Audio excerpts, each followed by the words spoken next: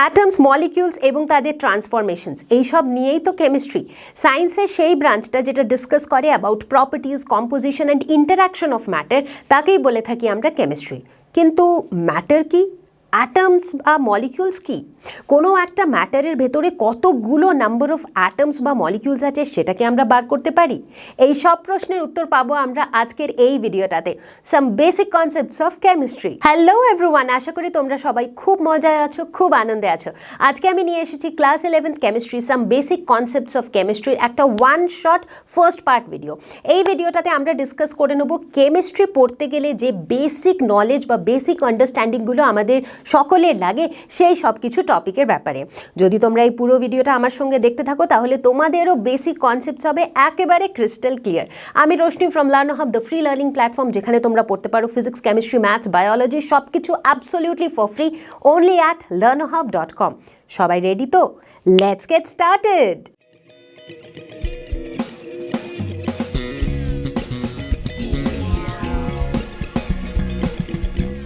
Atoms, molecules এবং তাদের ট্রান্সফরমেশনের সায়েন্সকেই আমরা বলে থাকি কেমিস্ট্রি।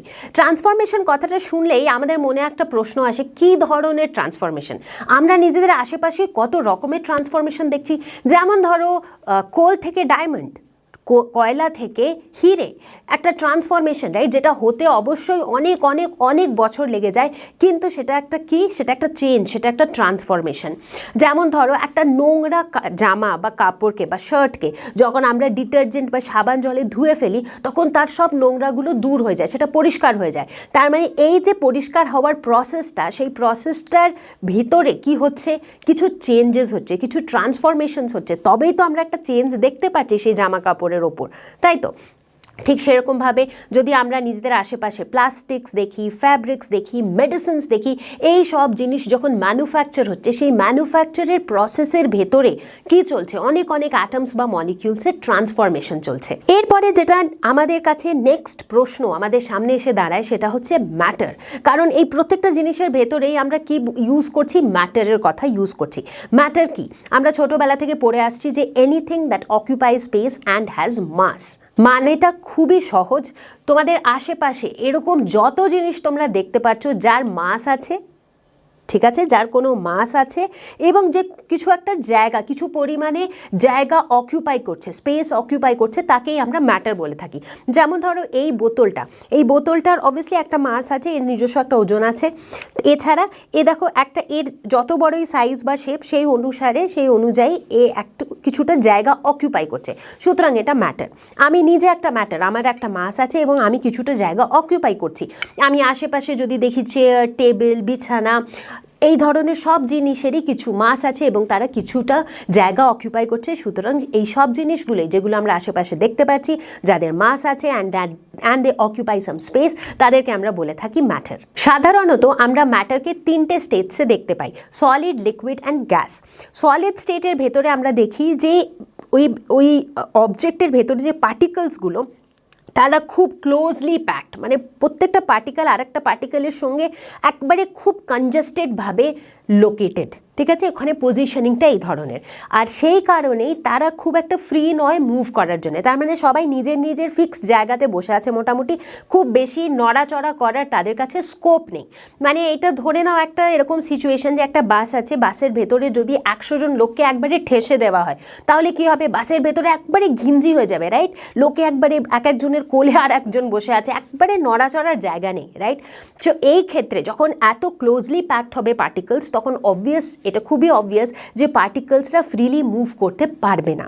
আর এই অ্যারেঞ্জমেন্টটার কারণেই সলিডসদের সবসময় তোমরা দেখবে যে একটা ফিক্সড ভলিউম হয় আর একটা ফিক্সড শেপ হয়, রাইট? যেমন ধরো আমি যদি এই বোতলটারই কথা বলি, তোমরা পরিষ্কার দেখতে পাচ্ছ যে এই বোতলটার একটা ফিক্সড শেপ আছে, রাইট? এই বোতলটাকে আমি এইভাবে ধরলেও এর এই শেপই থাকবে, এর এই ভলিউমই থাকবে। ভলিউম মানে এর ভেতরে কতটা জিনিস আঁটতে পারে সেটা এতটাই থাকবে, এর শেপটা এরকমই থাকবে। তো এটা একটা সলিডের এক্সাম্পল। আর এর এই ডেফিনেট ভলিউম আর ফিক্সড শেপ কেন? কারণ এর ভেতরের যে কনস্টিটিউয়েন্ট পার্টিকলস তারা একেবারে খুব কনজেস্টেডভাবে অ্যারেঞ্জড, তাই তাদের কাছে এদিক ওদিক নড়াচড়ার কোনো জায়গাই নেই। যদি লিকুইডের কথা বলা হয় সেখানে আমরা দেখি যে পার্টিকলসরা একে অপরের ক্লোজ তো, কিন্তু অত বেশিও নয়, সুতরাং তাদের মাঝখানেই বেশ খানিকটা জায়গা আছে। তার মানে বাসের ভেতরে 100 জনকে না ঢুকিয়ে যদি তুমি ঢোকাও লেটসে 40 জনকে, তখন তোমরা কি দেখবে যে এমন নয় যে পুরো বাসটা একেবারে খালি, সবাই নিজের নিজের একটা সিট পেয়েছে, ঠিক আছে, but at the same time এমন নয় যে ভাই একবারে হাত পা নাড়ানোর জায়গা নেই। তার মানে এই ক্ষেত্রে লিকুইডসদের ক্ষেত্রে পার্টিকলসরা মোটামুটি একটু আধটু নড়াচড়া করতে পারে কম্প্যারিটিভলি, সলিডের কম্প্যারিজনে এখানে পার্টিকেলরা একটু বেশি ফ্রি টু মুভ অ্যারাউন্ড, ঠিক আছে। এই কারণেই আমরা দেখি যে লিকুইডসদের ক্ষেত্রে তাদের একটা ডেফিনেট ভলিউম তো থাকে, কিন্তু তাদের কোনো ফিক্সড শেপ থাকে না। যেমন ধরো ওয়াটার, জলকে আমরা যে কন্টেনারে ঢেলে দিই জল সেই কন্টেনারেই শেপ নিয়ে নেয়, রাইট। যেমন ধরো আমার হাতে আছে এই বোতলটা, এই বোতলটার ভেতরে যে জলটা আমি ঢেলেছি, এই জলটা দেখো এই বোতলের শেপটাই নিজে নিয়ে ফেলেছে, রাইট। এই জলটাকে যদি আমি এই বোতলে না ঢেলে একটা বাটিতে ঢালতাম তাহলে সে সেই বাটির শেপটা নিয়ে নিত, যদি একটা থালায় ঢালতাম তাহলে সে থালার শেপটা নিয়ে নিত। কেন? কারণ লিকুইডসদের নিজস্ব কোনো ফিক্সড শেপ থাকে না, কিন্তু নিজস্ব একটা ডেফিনেট ভলিউম নিশ্চয়ই থাকে।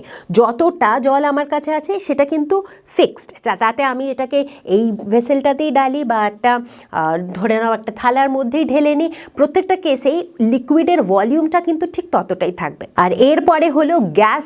গ্যাসের ক্ষেত্রে আমরা দেখি যে পার্টিকলসরা একে অপরের থেকে বেশ কিছুটা দূরে দূরে লোকেটেড, আর সেই কারণেই পার্টিকলসরা আর অ্যাবসলিউটলি ফ্রি টু মুভ।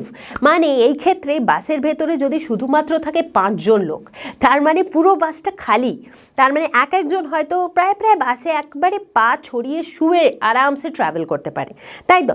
তার মানে এই ক্ষেত্রে কি হচ্ছে, ফ্রিলি, মানে একেবারেই ফ্রিলি পার্টিকলসরা মুভ করতে পারছে। আর সেই ক্ষেত্রেই গ্যাসেসদের কেসে আমরা দেখি যে এদের নাই ডেফিনেট ভলিউম থাকে আর নাই এদের ডেফিনেট কোনো শেপ থাকে। এবারে একটা এরকম কিছু গ্যাস যেটা তোমরা নিজেদের আশেপাশে এক্সপিরিয়েন্স করো, যেমন ধরো ইনসেন্স স্টিক, ধূপকাঠি যখন পুজো করা হয় দেখেছো ধূপ ধুনো জেনারেলি বাড়িতে দেওয়া হয়, রাইট। সেই ধোঁয়াটা যে বেরোয় সেটাকে you can imagine as a gas. তোমরা দেখে থাকবে যে তার কোনো ফিক্সড শেপ থাকে না, এমন নয় যে সার্কুলার ফর্মেই থাকে বা এমন নয় যে একটা লাইনের ফর্মেই থাকে, তার কোনো বিশেষ শেপ থাকে না। সিমিলারলি তার কোনো বিশেষ ভলিউমও থাকে না, এমন নয় যে এইটুকু জায়গার মধ্যেই তাকে থাকতে হবে, এমন নয় যে গোটা রুমটাতেই থাকতে হবে, সে তার বাইরেও চলে যেতে পারে, রাইট। তো সেই জন্যেই গ্যাসেসদের ক্ষেত্রে আমরা দেখি তাদের নাই ডেফিনেট ভলিউম থাকে আর নাই ফিক্সড শেপ থাকে। এবারে এই সলিড, লিকুইড, গ্যাস এই তিনটে স্টেটের ব্যাপারে একটা খুব ইন্টারেস্টিং ব্যাপার হলো যে এই তিনটে স্টেট হচ্ছে ইন্টারকনভার্টেবল, মানে এদেরকে আমরা একটা স্টেট থেকে আর একটা স্টেটে কনভার্ট করতে পারি, এরা ইন্টারকনভার্টেবল নিজেদের মধ্যেই। সলিড থেকে লিকুইড, লিকুইড থেকে সলিড, বা লিকুইড থেকে গ্যাস, গ্যাস থেকে সলিড, বা গ্যাস থেকে সলিড, সলিড থেকে গ্যাস, এইভাবে এরা নিজেদের মধ্যে কনভার্ট হতে পারে একটা ফর্ম থেকে আর একটা ফর্মে। যেমন ধরো আমাদের কাছে যদি একটা সলিড স্টেটে কোনো অবজেক্ট আছে, সেটাকে আমরা সলিড থেকে লিকুইডে নিয়ে যেতে পারি, আর সেই প্রসেসটাকে আমরা বলে থাকি মেল্টিং। যেমন ধরো বরফ, আইস হচ্ছে সলিড স্টেটে, আইসটাকে যদি আমরা মেল্ট করি তাহলে আমরা কি পাবো, জল, উইচ ইজ লিকুইড, আর এই প্রসেসটা হলো মেল্টিং। আর ঠিক এর উল্টো প্রসেসটা, মানে লিকুইড থেকে সলিড, মানে যদি জল আছে জলটাকে তোমরা যদি রেফ্রিজারেট করে দাও, ফ্রিজ করে দাও, তাহলে তোমরা কি পাবে, তোমরা পাবে আইস, উইচ ইজ সলিড। তো লিকুইড থেকে সলিডকে কনভার্সনের যে প্রসেসটা সেটাকে আমরা বলে থাকি ফ্রিজিং। ঠিক সেরকমভাবে লিকুইড থেকে ভেপার, কোনো একটা লিকুইড যেমন ধরো জলটাকে যদি হিট করতে থাকো তাহলে কি হয়, এটা ওয়াটার ভেপারে কনভার্ট হয়, আর এই প্রসেসটাকে আমরা বলে থাকি ভেপোরাইজেশন, মানে লিকুইড থেকে গ্যাসে কনভার্সন। সিমিলারলি গ্যাস থেকে লিকুইডের কনভার্সনকে আমরা বলে থাকি কনডেনসেশন। যেমন ধরো এই যেমন ওয়াটার ভেপারটাকেই যদি তোমরা আবার ঠান্ডা করে দাও তাহলে কি হবে, সেটা লিকুইডে কনভার্ট হয়ে যাবে, মানে ওয়াটারে কনভার্ট হয়ে যাবে, ঠিক আছে। আচ্ছা, এইবার এটা আমরা কোথায় দেখে থাকি এই ওয়াটার কনডেনসেশনের এক্সাম্পলটা? একটা তো বৃষ্টি, একটা খুব সুন্দর এক্সাম্পল, কারণ বৃষ্টির ক্ষেত্রেও কি হয় যে আকাশে যে আমরা ক্লাউডসগুলো দেখতে পাই সেগুলো অ্যাকচুয়ালি কি ওয়াটার ভেপার, সেগুলোই কনডেন্স হয়ে ওয়াটার ড্রপলেটসের ফর্মে রেনফল হয়, ঠিক আছে। আচ্ছা, এইবারে অনেক ক্ষেত্রে এরকমও হয় যে সলিড স্টেটকে যখন আমরা হিট করি, কোনো একটা অবজেক্টকে যেটা সলিড স্টেটে আছে সেটাকে যখন হিট করি তখন সেটা লিকুইড স্টেটে না গিয়ে সোজা সোজা চলে যায় ভেপার স্টেটে। আর এই প্রসেসটাকে আমরা বলে থাকি সাবলিমেশন। এক্স্যাক্টলি, তার মানে সলিড থেকে গ্যাস এই স্টেটে যাওয়ার প্রসেসটা হলো সাবলিমেশন। কিছু এরকম অবজেক্টস যারা সাবলিমেশন শো করে, যেমন ন্যাপথলিন বলস, যেমন আয়োডিন, যেমন ক্যাম্ফার। হয়তো তোমরা খেয়ালও করেছো বাড়িতে যে অনেক সময় আলমারিতে দেখবে ন্যাপথলিন বল রাখা থাকে। ওই বলগুলো সলিড স্টেটে থাকে অফকোর্স, কিছুদিন বাদে যখন দেখবে ওই বলগুলোর সাইজে ছোট হয়ে গেছে, কিংবা অনেক সময় যদি বহুদিন বাদে দেখো সেগুলো হাওয়া হয়ে গেছে, রাইট? তার মানে ওইটা কনভার্ট হয়ে গেছে সলিড ফর্ম থেকে সোজা ভেপার স্টেটে কনভার্ট হয়ে গেছে, আর এটাকে আমরা বলে থাকি সাবলিমেশন। ঠিক সেরকমভাবে যে উল্টো প্রসেসটা, মানে গ্যাসিয়াস স্টেট থেকে সলিড স্টেটের কনভার্সনটাকে আমরা বলে থাকি ডিপোজিশন। ডিপোজিশনের এক্সাম্পল হচ্ছে ফ্রস্ট। ফ্রস্ট মানে বোঝো, অনেক সময় হয়তো তোমরা খেয়াল করেছো যে গাছের পাতার উপরে যখন দেখবে বাইরের সারাউন্ডিংয়ের এয়ারটা একটু হিউমিড ধরনের এয়ারটা, মানে এয়ারটা একটু ময়েস্ট, এয়ারের মধ্যে একটুখানি ওয়াটার কন্টেন্ট বেশি, তখন আমরা সেটাকে হিউমিড বলে থাকি। যখন সারাউন্ডিংয়ের এয়ারটা হিউমিড আর টেম্পারেচারটা খুবই কম, ইভেন বিলো ফ্রিজিং পয়েন্ট, তখন তোমরা অনেক সময় দেখবে যে গাছের পাতার উপরে না ছোটো ছোটো নট এক্স্যাক্টলি আইস বাট ছোটো দানা না ফ্রস্ট তোমরা দেখতে পাবে, ছোটো স্নো টাইপের, স্নো জাতীয়, স্নো ফ্লেক্স জাতীয়, রাইট? সেটাকে আমরা ফ্রস্ট বলে থাকি। ফ্রস্ট হচ্ছে কি, যে সারাউন্ডিংয়ের যে ওয়াটার ভেপারটা সেটা সাডেনলি এতটা বেশি ঠান্ডা হয়ে গেছে যে ওটা লিকুইড স্টেটে না গিয়ে, ওয়াটারে না গিয়ে সোজা সলিড স্টেটে চলে গেছে, যেটা আমরা স্লাইটলি ফ্রস্টের ফর্মে ওই লিফের সারফেসের ওপরে দেখতে পাচ্ছি, রাইট? তো ফ্রস্ট হচ্ছে একটা এক্সাম্পল অফ ডিপোজিশন। এবারে যদি একটা ম্যাক্রোস্কোপিক লেভেলে আমরা ম্যাটারের ক্লাসিফিকেশন দেখি, তাহলে আমরা দেখতে পাই যে ম্যাটারকে আমরা দুটো ক্যাটাগরিতে ক্লাসিফাই করতে পারি। একটা হচ্ছে পিওর সাবস্টেন্স, আর একটা হচ্ছে মিক্সচার। পিওর সাবস্টেন্স নামটা শুনেই বুঝতে পারছো যে এটা পিওর, এটা শুদ্ধ। তার মানে এই ধরনের সাবস্টেন্সগুলোর যে কম্পোজিশনটা হয়, মানে এটা যে জিনিসগুলো দিয়ে তৈরি, সেই কম্পোজিশনটা সবসময় ফিক্সড, মানে একটা ফিক্সড কম্পোজিশন। যেমন ধরো আমি যদি এক্সাম্পল নিই জলের, ওয়াটার, যেটা কেমিক্যালি হচ্ছে H2O। জলের কম্পোজিশনটা কি? জল সবসময় কেমিক্যালি কাকে দিয়ে তৈরি? হাইড্রোজেন আর oxygen in the ratio of 2:1, right? Water সবসময় তুমি যে কোনো জায়গাকার জল উঠিয়ে নাও, জলের কম্পোজিশন কি হবে? H2O, hydrogen oxygen in the ratio of 2:1, ঠিক? অন্যদিকে আমরা যখন মিক্সচারের কথা বলি, মিক্সচার কথাটার মানেই হচ্ছে যে এটা অনেকগুলো জিনিস দিয়ে তৈরি আর তাদের কোনো ফিক্সড রেশিও বা কোনো ফিক্সড কম্পোজিশন নেই। ইনফ্যাক্ট মিক্সচার কথাটাকে তোমরা রিলেট করতে পারো আমাদের ডে টু ডে লাইফের মিক্সচারের সাথে। চায়ের সাথে আমরা যে মিক্সচারটা খেয়ে থাকি তার ভেতরে কী কী জিনিস থাকে? একটু সেউ ভাজা, একটুখানি চিড়ে ভাজা, কি একটুখানি বাদাম ভাজা, এইভাবে অনেক জিনিস দিয়ে সেই মিক্সচারটা তৈরি হয়। কিন্তু এই যে কনস্টিটিউয়েন্টগুলো, এদের কিন্তু কোনো ফিক্সড রেশিও থাকে না যে আমাকে 1 বাটি বাদাম নিলে আমাকে 1 বাটি সেউ ভাজা নিতে হবে। হয়তো বাদাম বেশি দিয়ে দিতে পারো, সেউ ভাজা কম দিয়ে দিতে পারো, রাইট? কোনো ফিক্সড কম্পোজিশন নেই। এক্স্যাক্টলি সেই কনসেপ্টটাই মিক্সচারের। মিক্সচারের ক্ষেত্রে যে কনস্টিটিউয়েন্টগুলো সেগুলো কম বেশি যে কোনো রেশিওতে থাকতে পারে, তার কোনো ফিক্সড কম্পোজিশন নেই। এরপরে চলে যাব আমরা নেক্সট স্টেপে, যেখানে আমরা দেখব যে পিওর সাবস্টেন্সকে আমরা ফার্দার দুটো ক্যাটাগরিতে ক্লাসিফাই করতে পারি, একটা এলিমেন্ট আর একটা কম্পাউন্ড। এলিমেন্ট এই কথাটার মানে হলো যে এলিমেন্ট মানে হচ্ছে যে এই ধরনের জিনিসগুলো এক টাইপের জিনিস দিয়েই তৈরি। এবারে এক টাইপের জিনিস বলতে আমি কি বোঝাই? এক ধরনের অ্যাটম বা এক ধরনের মলিকিউল দিয়েই এই এলিমেন্টসগুলো তৈরি। যেমন ধরো আমি যদি বলি লেটস সে সিলভার একটা এলিমেন্ট। কেন?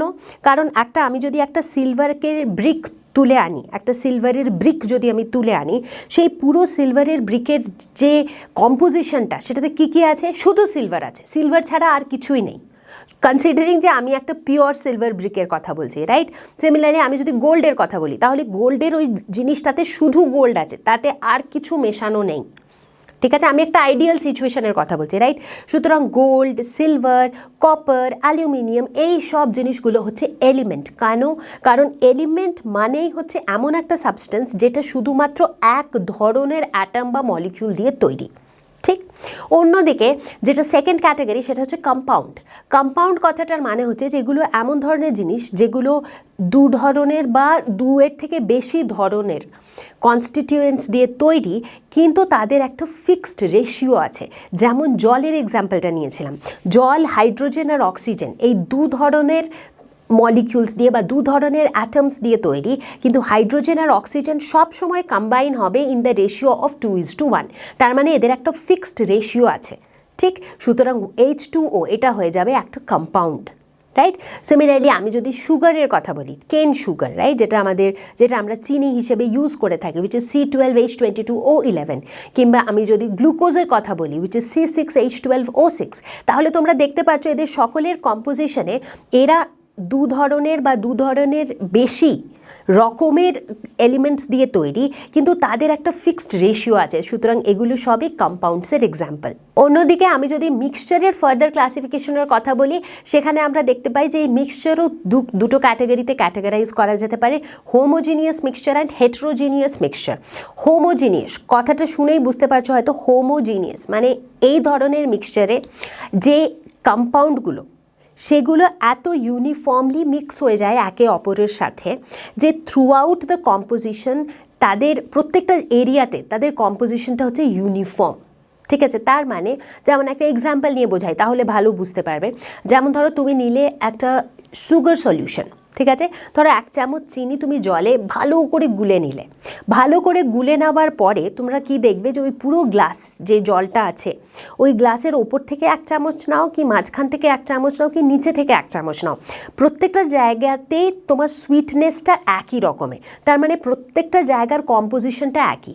তার মানে ওই পুরো সলিউশনটাতে যে ইউনিফর্মিটিটা, যে কম্পোজিশনটা, সেটা হচ্ছে সেম থ্রু আউট। এই ধরনের মিক্সচারকে আমরা বলে থাকি হোমোজিনিয়াস মিক্সচার, ঠিক? অন্যদিকে যখন হেটেরোজিনিয়াস মিক্সচারের কথা বলছি, অবভিয়াসলি বুঝতেই পারছো তার মানে হচ্ছে যে কম্পোজিশনটা আলাদা আলাদা জায়গায় আলাদা আলাদা রকম। যেমন ধরো চিনির বদলে আমি যদি 1 চামচ স্যান্ড নিয়ে নিই, বালি নিয়ে নিই, আর সেটাকে জলের মধ্যে গোলবার খুব চেষ্টা করি, তা সত্ত্বেও তোমরা দেখবে যে কিছুটা বালি নিচে এরকমভাবে তলায় জমা হয়ে যায়, রাইট? উইচ মিনস আমি যদি ওপর থেকে 1 চামচ নিই এই সলিউশনটা, আর যদি নিচে থেকে 1 চামচ নিই, দুটোর কম্পোজিশন কিন্তু এক থাকবে না। নিচের থেকে আমি যেটা নেব সেটাতে বালি তুমি বেশি পাবে, ওপর থেকে যেটা নেব সেটাতে তুমি বালি কম পাবে। এই ধরনের মিক্সচারকে আমরা বলে থাকি হেটেরোজিনিয়াস মিক্সচার। একটা ওভারঅল আইডিয়া দিয়ে দিচ্ছি, কারণ এই সব কনসেপ্টগুলো হচ্ছে কেমিস্ট্রির খুব বেসিক কনসেপ্ট, আর তোমরা দেখবে আগে যেসব লেসনগুলো তোমরা পড়বে সেই সব লেসনে এই সব ওয়ার্ডগুলো মানে সাধারণত ইউজ হতেই থাকে, ঠিক আছে? তো একটা ওভারঅল আইডিয়া পাওয়া গেল। বন্ধুরা, এখানে আমি বলে দেবো একটা খুব ইন্টারেস্টিং ফ্যাক্ট। এখনই আমরা এতগুলো ক্লাসিফিকেশন পড়লাম ম্যাটারে, যার ভেতরে আমরা অলরেডি ডিসকাস করেছি অ্যাবাউট কম্পাউন্ডস।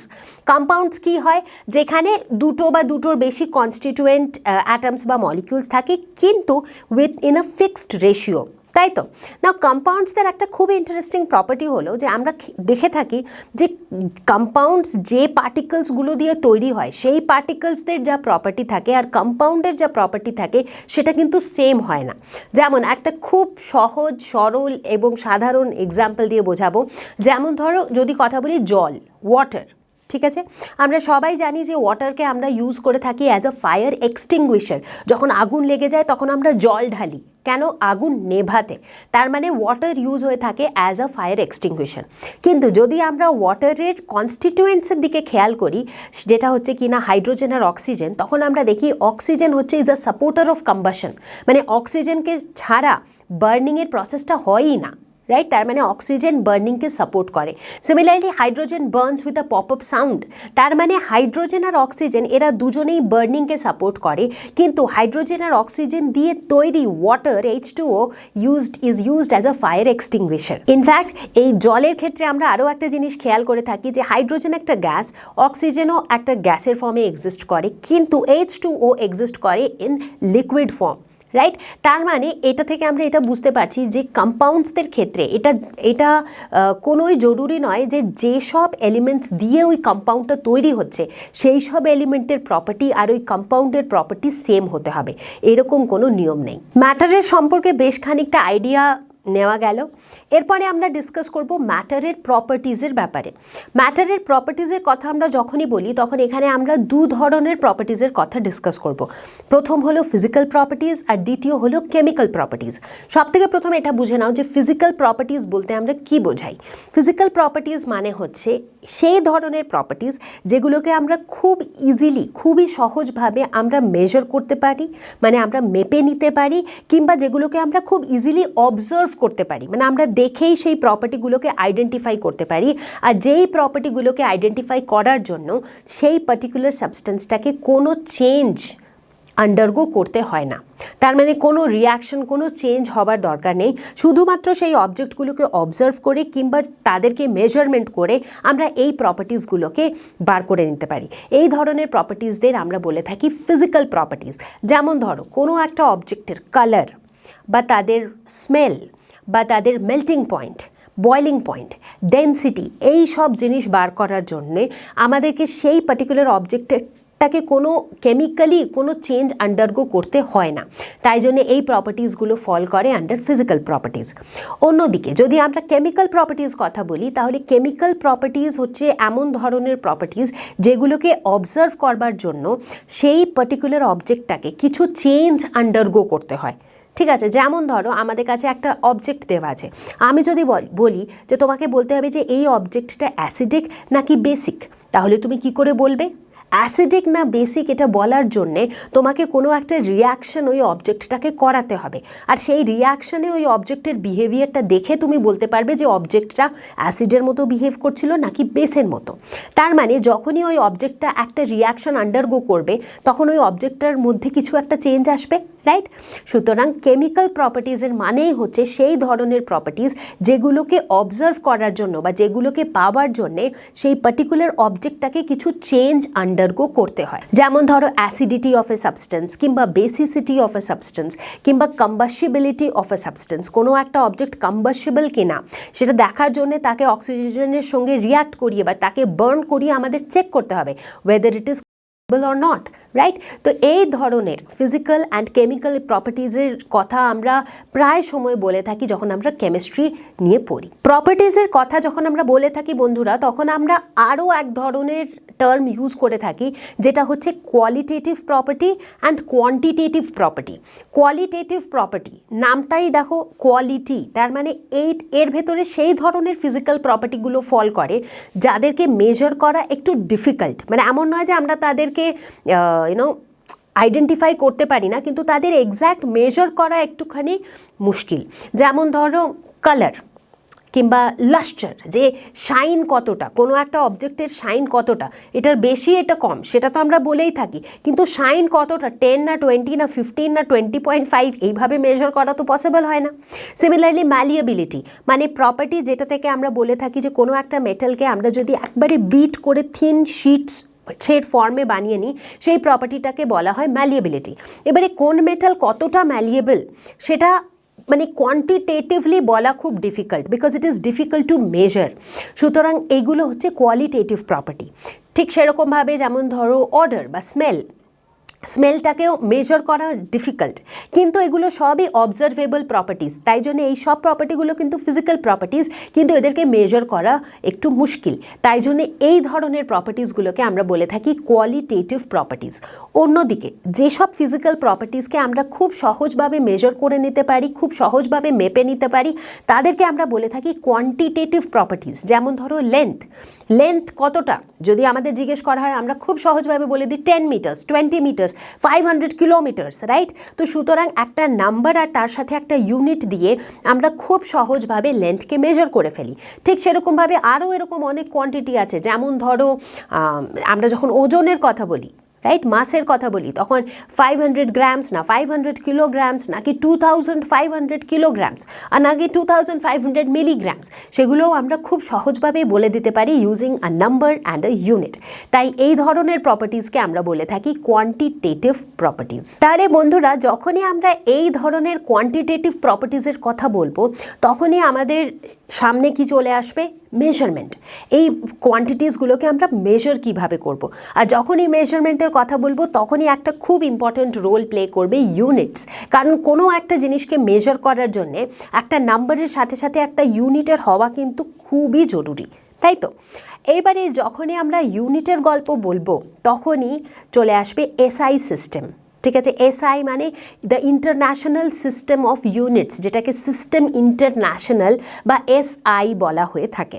সিস্টেম ইন্টারন্যাশনাল কথাটার মানে হচ্ছে যেটা একটা ইন্টারন্যাশনাল লেভেলে সিস্টেম অফ ইউনিটস, যেখানে কিছু কোয়ান্টিটিজের কিছু স্ট্যান্ডার্ড ইউনিটস ডিফাইন করা হয়েছে। যেমন একটা আমি তোমাকে গল্প বলছি, একটা সিচুয়েশন দেখাচ্ছি যেটা থেকে তুমি বুঝতে পারবে যে একটা এসআই ইউনিটের প্রয়োজন কেন।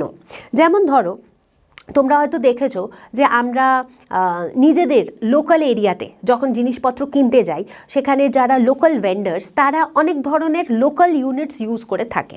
যেমন ধরো, আমরা যখন মালা কিনতে যাই, মাথায় লাগানোর যে মালা, সাউথ ইন্ডিয়ার দিকে তোমরা দেখবে এটা খুব কমনভাবে লোকে লাগিয়ে থাকে এবং বিক্রি হয় রাস্তার ধারে ধারে। সেখানে যদি তুমি গিয়ে যে দোকানদার তাকে বলো আমাকে 1 হাত মালা দাও, সে তোমাকে 1 হাত মেজার করে দিয়ে দেয়। ঠিক আছে, তোমার জন্য সেটাই একটা ইউনিট হয়ে গেছে, রাইট? 1 হাত, 2 হাত, 5 হাত মালা দাও, রাইট? কিন্তু যদি তুমি ধরো একটা বাইরের কোনো বিদেশে চলে যাও, সেখানে গিয়ে যদি তুমি বলো যে আমাকে 1 হাত মালা দাও, তারা কি বুঝবে 1 হাত মালা মানে কতটা? তারা হয়তো বুঝবে না, রাইট? তো সুতরাং লেন্থ মেজার করার জন্যে এরকম একটা স্ট্যান্ডার্ড ইউনিট থাকা চাই, যেটা তুমি যেখানেই চলে যাও, পুরো বিশ্বে তুমি যেখানেই চলে যাও, সব জায়গাতেই সেই ইউনিটের মানেটা কিন্তু একই থাকবে। ঠিক সেই জন্যেই এরকম একটা সিস্টেম অফ ইউনিটস ডিফাইন করা হয়েছে। এবারে তুমি যদি বাইরে গিয়েও বলো যে ভাই আমাকে 2 মিটার মালা দাও, তখন সে জানবে 2 মিটার মানে এক্স্যাক্টলি কতটা মালা তোমাকে দিতে হবে। কারেক্ট? তো that is the idea of SI, that is the international system of units.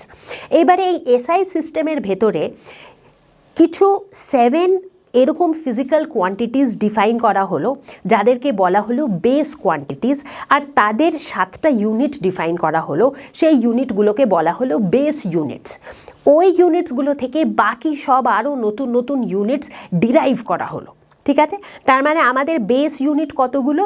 7টা। চলো তাহলে তাড়াতাড়ি দেখে ফেলি যে আমাদের সেই 7টা বেস কোয়ান্টিটিস কী কী। আমাদের 7টা বেস কোয়ান্টিটিস হলো length, mass, time, electric current, amount of substance, intensity and temperature. আর এই বেস কোয়ান্টিটির যে ইউনিটগুলোকে ডিফাইন করা হলো, সেইগুলো হলো কিছুটা এরকম, যেমন লেন্থের জন্য মিটার, টাইমের জন্য সেকেন্ড, মাসের জন্য কিলোগ্রাম, ঠিক সেরকমভাবেই কারেন্টের জন্য অ্যাম্পিয়ার, সেরকমই ইন্টেন্সিটির জন্য ক্যান্ডেলা, অ্যামাউন্ট অফ সাবস্টেন্সের জন্য মোল, আর টেম্পারেচারের জন্য কেলভিন। এদের ইউনিটের সিম্বলগুলোও তোমরা এখানে দেখে নিতে পারো কিভাবে ডিনোট করা হয়েছে। ইনফ্যাক্ট তোমরা হয়তো নিজেদের জুনিয়র ক্লাসেসে অলরেডি এই ইউনিটগুলোর সম্পর্কে পড়েছো, যেমন কেলভিন, মিটার, সেকেন্ড, এই সব ইউনিটস তোমরা ইউজও করেছো। কিন্তু আজকে হয়তো এই গল্পটা জানতে পারছো যে কিভাবে এই ইউনিটসগুলো সিনে এসেছিল। ঠিক আছে, এইবারে এই যে 7টা ইউনিট, এদেরকে বলা হলো বেস ইউনিটস। এছাড়া বাকি যত কোয়ান্টিটিস আছে বা তাদের ইউনিটস আছে, সেগুলোকে এই ইউনিটসগুলো থেকেই ডিরাইভ করা হলো। যেমন ধরো আমরা যদি মাসের কথা বলি, যেমন আমি একটু আগেই বললাম যে মাসের এসআই ইউনিট হচ্ছে কিলোগ্রাম, কিন্তু অনেক সময় আমাদের মাসের স্মলার ইউনিটসের দরকার পড়ে। যেমন ধরো যখন তোমরা ল্যাবরেটরিতে কাজ করছো, তখন যে জিনিসপত্রগুলো তোমরা ইউজ করো সেগুলো খুব কম পরিমাণে ইউজ করো, রাইট? তো কিলোগ্রাম হয়তো একটা অ্যাপ্রোপ্রিয়েট ইউনিট হবে না এতটুকুনি একটা জিনিসকে ওজন করার জন্য। তাই জন্য কিলোগ্রামের চেয়েও অনেক ছোট ইউনিটও ইউজ করা হয় মাস মেজার করার জন্য। যেমন ধরো গ্রাম, যেমন ধরো মিলিগ্রামস।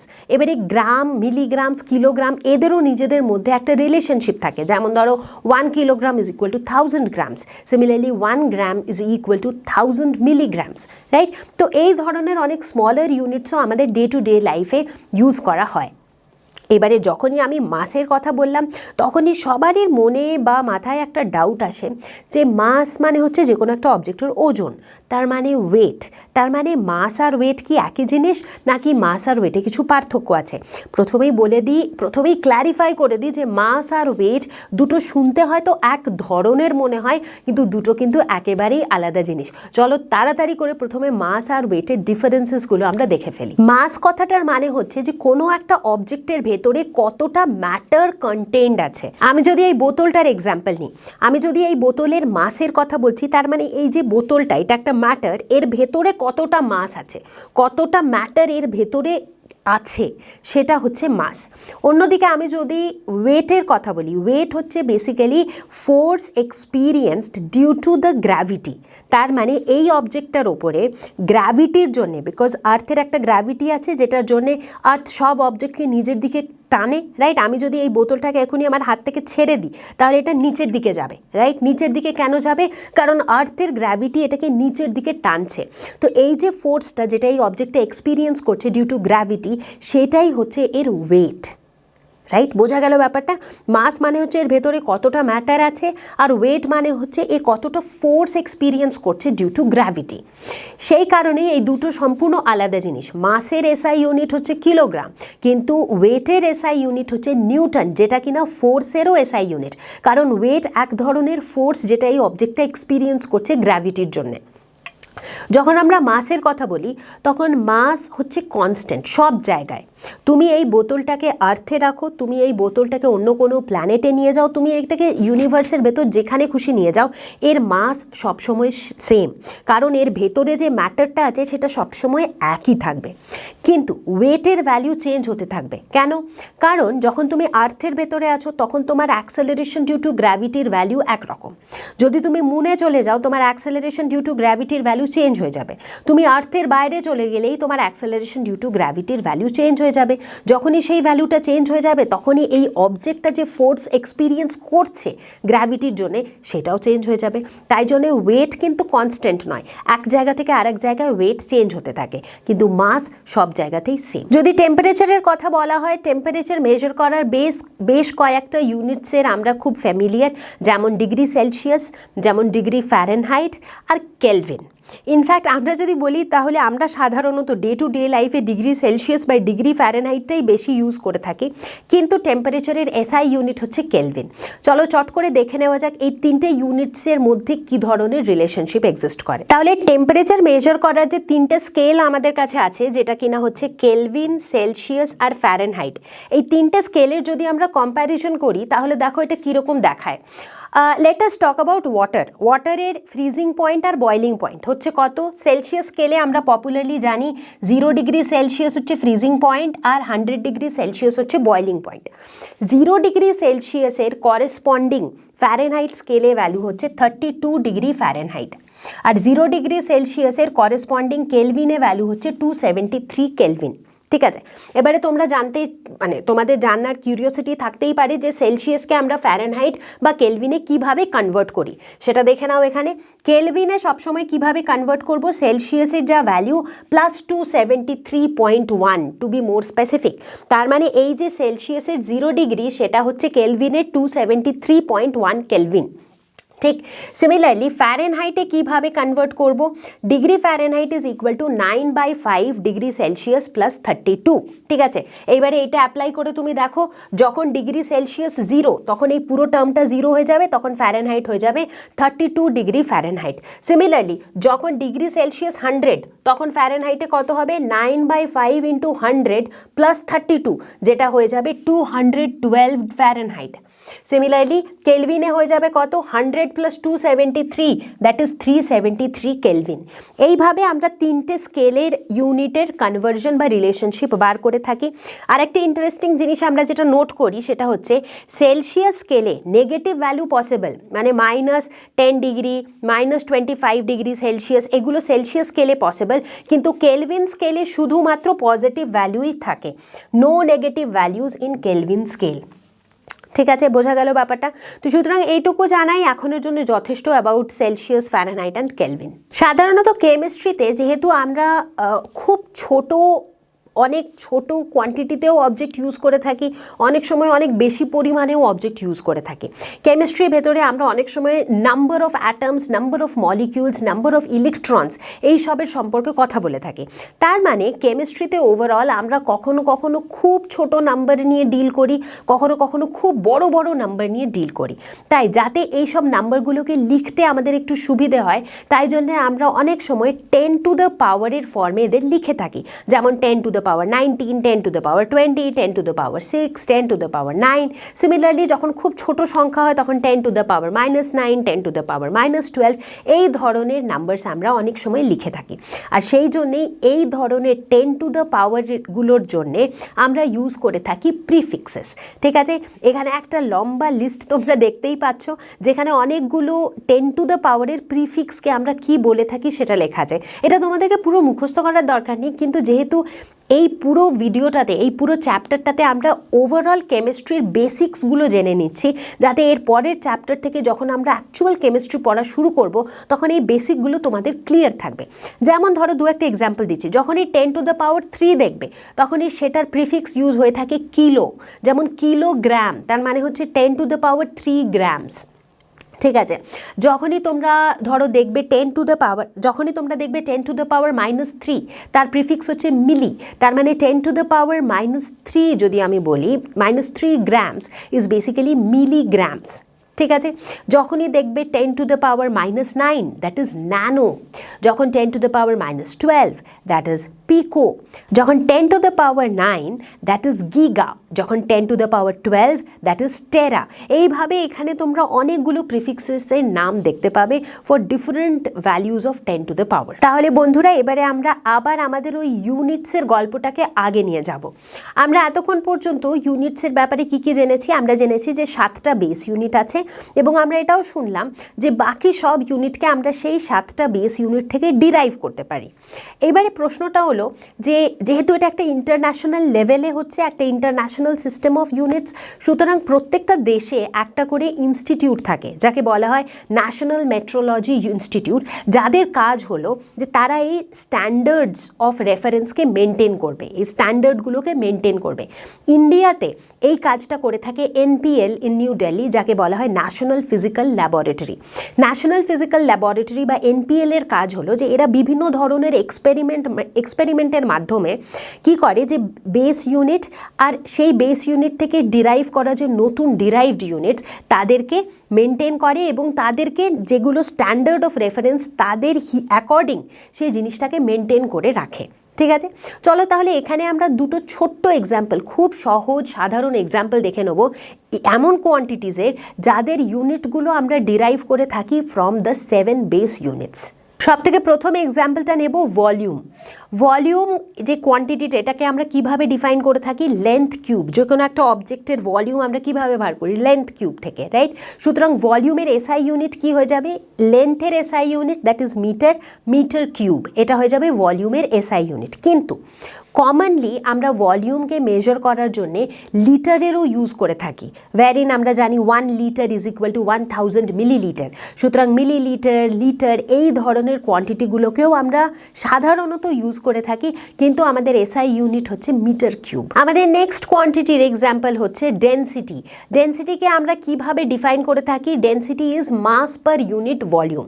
সুতরাং আমি যদি তোমাকে বলি ডেনসিটির SI ইউনিট কি হবে, তাহলে সেটা হয়ে যাবে মাসের SI ইউনিট পার ইউনিট ভলিউমের SI ইউনিট, রাইট? মাসের SI ইউনিট হচ্ছে কেজি বা কিলোগ্রাম, ভলিউমের SI ইউনিট হচ্ছে মিটার কিউব। সুতরাং ডেনসিটির SI ইউনিট হয়ে যাবে কেজি পার মিটার কিউব। এবারে বুঝতে পারছো কেন এগুলোকে আমরা ডিরাইভড ইউনিটস বলে থাকি? কেজি পার মিটার কিউব কোথা থেকে ডিরাইভ হলো?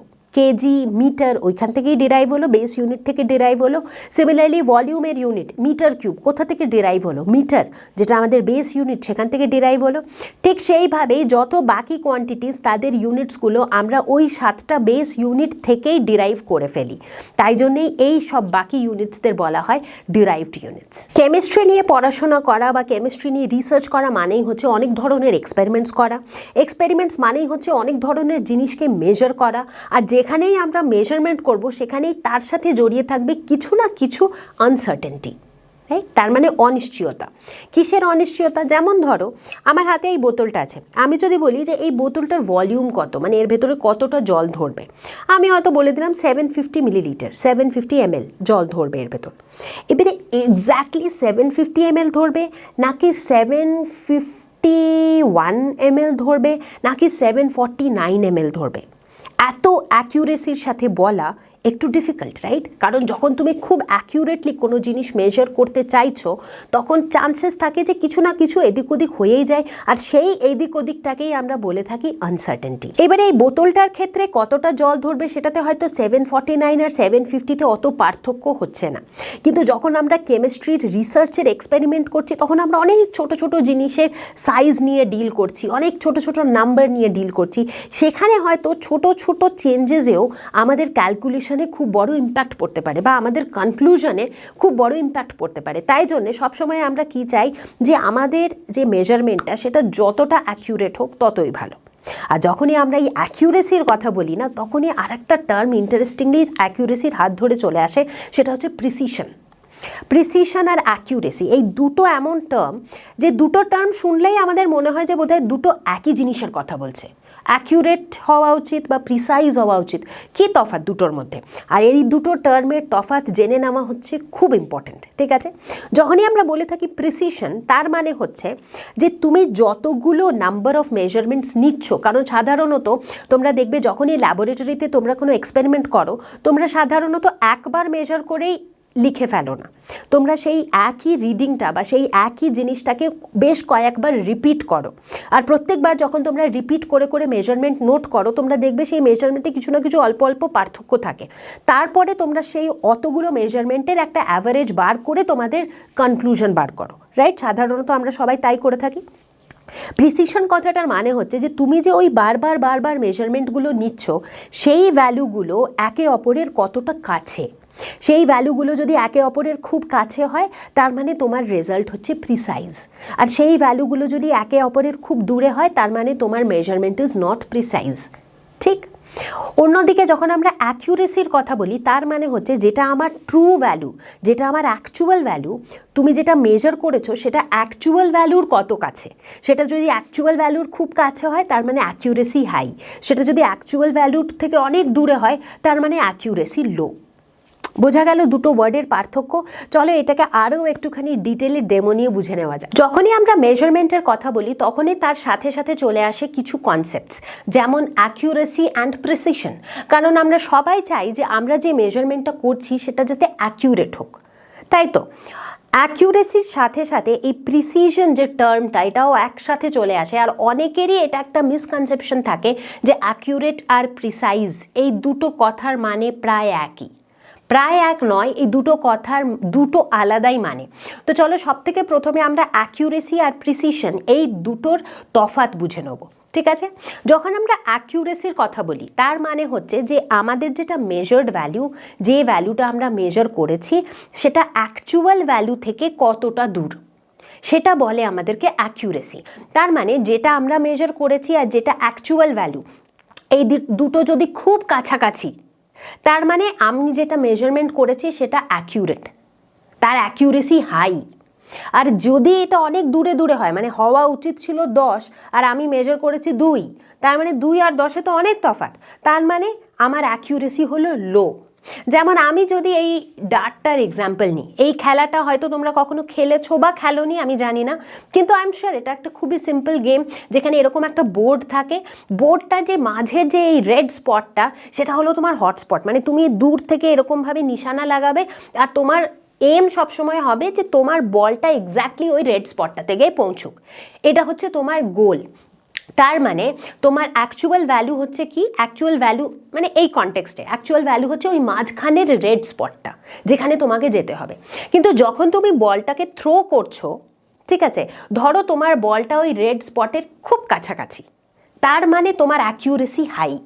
কিন্তু যদি তোমার বলটা একবারে পিছন দিকের ওই ব্ল্যাক এরিয়াটাতে, তার মানে তোমার অ্যাকিউরেসি হলো লো, ঠিক আছে? তার মানে অ্যাকিউরেসি কথাটার মানে বোঝা গেল। অ্যাকিউরেসি মানে হচ্ছে তুমি যেটা মেজার করেছো সেটা অ্যাকচুয়াল ভ্যালু থেকে কতটা দূরে, ঠিক? এইবারে প্রিসিশন, প্রিসিশনের মানে হচ্ছে যে তুমি যখনই ইন জেনারেল সায়েন্সে যখন আমরা কোনো এক্সপেরিমেন্ট করি বা যখন আমরা কোনো জিনিসকে মেজার করি, তোমরা নিশ্চয়ই নোটিস করেছো যে তোমরা যখন সায়েন্স ল্যাবরেটরিতে কোনো এক্সপেরিমেন্ট করো, তখন একবার মেজারমেন্ট নিয়েই ছেড়ে দাও না, তোমরা অনেকগুলো মেজারমেন্ট নাও। মনে পড়ে এই কথাটা? কোনো একটা মেজারমেন্ট নেওয়ার জন্য 10টা মেজারমেন্ট নাও, দিয়ে সেটার অ্যাভারেজ নাও, ঠিক আছে, এরকম একটা কিছু করো। তো যখন তোমরা অনেকগুলো মেজারমেন্ট নিচ্ছ, তখন ওই যে মেজারমেন্টগুলো, সেই মেজারমেন্টগুলো নিজেদের মধ্যে কতটা কাছাকাছি বা তাদের মধ্যে কতটা তফাৎ আছে সেটা ডিসাইড করে তোমার প্রিসিশন। বুঝতে পারলে? তার মানে তোমার মেজারমেন্টটা কতটা প্রিসাইজ, তুমি যেভাবে মেজার করছো তোমার মেজারমেন্টের টেকনিকটার মধ্যে কতটা প্রিসিশন আছে, ঠিক আছে। এখানে আমরা অ্যাকচুয়াল ভ্যালু, অ্যাকচুয়ালি কত মেজারমেন্ট হওয়া চাই সেটার সঙ্গে তুলনা করছি না। আমরা কিসের সঙ্গে তুলনা করছি, যে ভ্যালুগুলো আমরা মেজার করেছি। ধরো তুমি ল্যাবে কোনো একটা এক্সপেরিমেন্ট করছো, যার তুমি 10টা রিডিং নিলে। প্রথম রিডিংয়ে তোমার রিডিং এলো লেটসে 2.5, পরের রিডিংয়ে এলো 2.6, পরের রিডিংয়ে এলো 2.5, আবার পরের রিডিংয়ে এলো 2.6। তার মানে তোমার প্রত্যেকটা ভ্যালুগুলো দেখো আশেপাশে, তার মানে তোমার প্রিসিশন হাই। কিন্তু ধরো তুমি প্রথম রিডিং নিলে 2.5 আর পরের রিডিংয়ে এলো 10.2, তার মানে তোমার প্রিসিশন লো, কারণ তোমার যে মেজার্ড ভ্যালুগুলো সেগুলো একে অপরের থেকে অনেক দূরে, তাদের মাঝখানে ডিফারেন্স অনেক বেশি, ঠিক আছে। এইবারে আমরা ওই একই এক্সাম্পল নেব, ওই গেমটারই এক্সাম্পল নেব, যাতে তোমাদের অ্যাকিউরেসি আর প্রিসিশনটা একেবারে ক্রিস্টাল ক্লিয়ার হয়ে যায়, ঠিক আছে। এই গেমটাতে ধরো তুমি প্রথম বলটা ফেললে, ঠিক আছে, তোমার প্রথম বলটা গিয়ে পৌঁছলো ওই নীল রঙের এরিয়াটাতে, ব্লু এরিয়াটাতে, ঠিক আছে। তোমার অ্যাকিউরেসি কেমন? অ্যাকিউরেসি খুব ভালো নয়, not high accuracy, low accuracy, কারণ মাঝের ওই রেড স্পট থেকে তুমি অনেক দূরে, ঠিক আছে। তুমি দ্বিতীয় বলটা ফেললে, আর তোমার দ্বিতীয় বলটা গিয়ে পৌঁছলো কোথায়? আবার ওই ব্লু রিজনেই গিয়ে পৌঁছলো। আবারও তোমার অ্যাকিউরেসি কেমন? তোমার অ্যাকিউরেসি লো, কারণ তুমি এখনও ওই রেড স্পটটার থেকে অনেক দূরে। কিন্তু যদি আমি তোমার প্রিসিশনের কথা বলি, তাহলে তোমার প্রিসিশন কিন্তু হাই, কারণ দুটো বলই তুমি ওই ব্লু স্পটটাতেই পৌঁছেছো, তোমার দুটো বলই কাছাকাছি গেছে। তো সুতরাং এই ক্ষেত্রে তোমার অ্যাকিউরেসি লো কিন্তু তোমার প্রিসিশন হাই, ঠিক আছে, বোঝা গেল? ঠিক সেরকমভাবে এর উল্টোটাও হতে পারে। যেমন ধরো এই ক্ষেত্রে তুমি যখন প্রথম বলটা ফেললে, সেটা কোথায় গিয়ে পৌঁছলো? সেটাও তোমার রেড স্পটে, এক্স্যাক্ট অন দ্য স্পট পৌঁছেছে, তার মানে তোমার অ্যাকিউরেসি অবভিয়াসলি হাই, ঠিক আছে। তুমি দ্বিতীয় বলটা ফেললে, আর সেই বলটা কোথায় গেল? সেই বলটা চলে গেল একেবারে কোণে, তার মানে তোমার অ্যাকিউরেসি এখানে কি হলো? এই ক্ষেত্রে অ্যাকিউরেসি কি হলো? এই ক্ষেত্রে তোমার অ্যাকিউরেসি হয়ে গেল লো। আর এই ক্ষেত্রে তোমার প্রিসিশনের কি অবস্থা? যদি প্রিসিশনের কথা বলা যায়, তাহলে প্রিসিশন তোমার হয়ে গেছে লো, কারণ একটা বল তো রেড স্পটে এসছে, আর একটা বল একেবারেই বাইরে। তার মানে তোমার দুটো মেজার্ড ভ্যালুজের মাঝখানে প্রচুর ডিফারেন্স, তার মানে তোমার প্রিসিশন ইজ লো। তার মানে এই পুরো গল্পটা থেকে কি বোঝা গেল? যখন আমরা অ্যাকিউরেসির কথা বলি, তখন আমরা মেজার করি যে ভাই যে ভ্যালুটা আমরা মেজার করেছি, ওই মেজার্ড ভ্যালুটাকে আমরা কিসের সাথে কম্পেয়ার করি? অ্যাকচুয়াল ভ্যালুর সাথে। কিন্তু যখন আমরা প্রিসিশনের কথা বলি, তখন আমাদের যে অনেকগুলো মেজার্ড ভ্যালুজ আছে, আমরা তাদেরকে একে অপরের সাথে কম্পেয়ার করি, সেখানে আমরা সেটাকে অ্যাকচুয়াল ভ্যালুর সাথে কম্পেয়ার করি না। তাহলে বন্ধুরা, আমাদের প্রশ্ন হলো যে তাহলে এই যে মেজারমেন্টে যে আনসার্টেনটিগুলো আসছে, এটাকে আমরা কিভাবে হ্যান্ডেল করতে পারি? কারণ যেমন আমরা দেখছি যে কেমিস্ট্রির ক্ষেত্রে কখনো তো আমরা খুব ছোট ছোট জিনিসের, যেমন ধরো অ্যাটম বা মলিকিউলের মাসের কথা বলবো, সেখানে আমরা খুব ছোট নাম্বারস নেব, কিছু এ ধরনের। অন্যদিকে অনেক সময় আমরা হয়তো নাম্বার অফ অ্যাটমস বা নাম্বার অফ মলিকিউলসের কথা বলবো, সেখানে হয়তো আমরা বিরাট বড় বড় নাম্বার নেব, কিছুটা এই ধরনের, রাইট?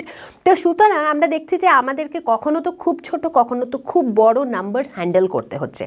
আর এদেরকে প্রপারলি হ্যান্ডেল করার জন্য আমরা লিখে নেব নাম্বারসদের ইন সায়েন্টিফিক নোটেশন।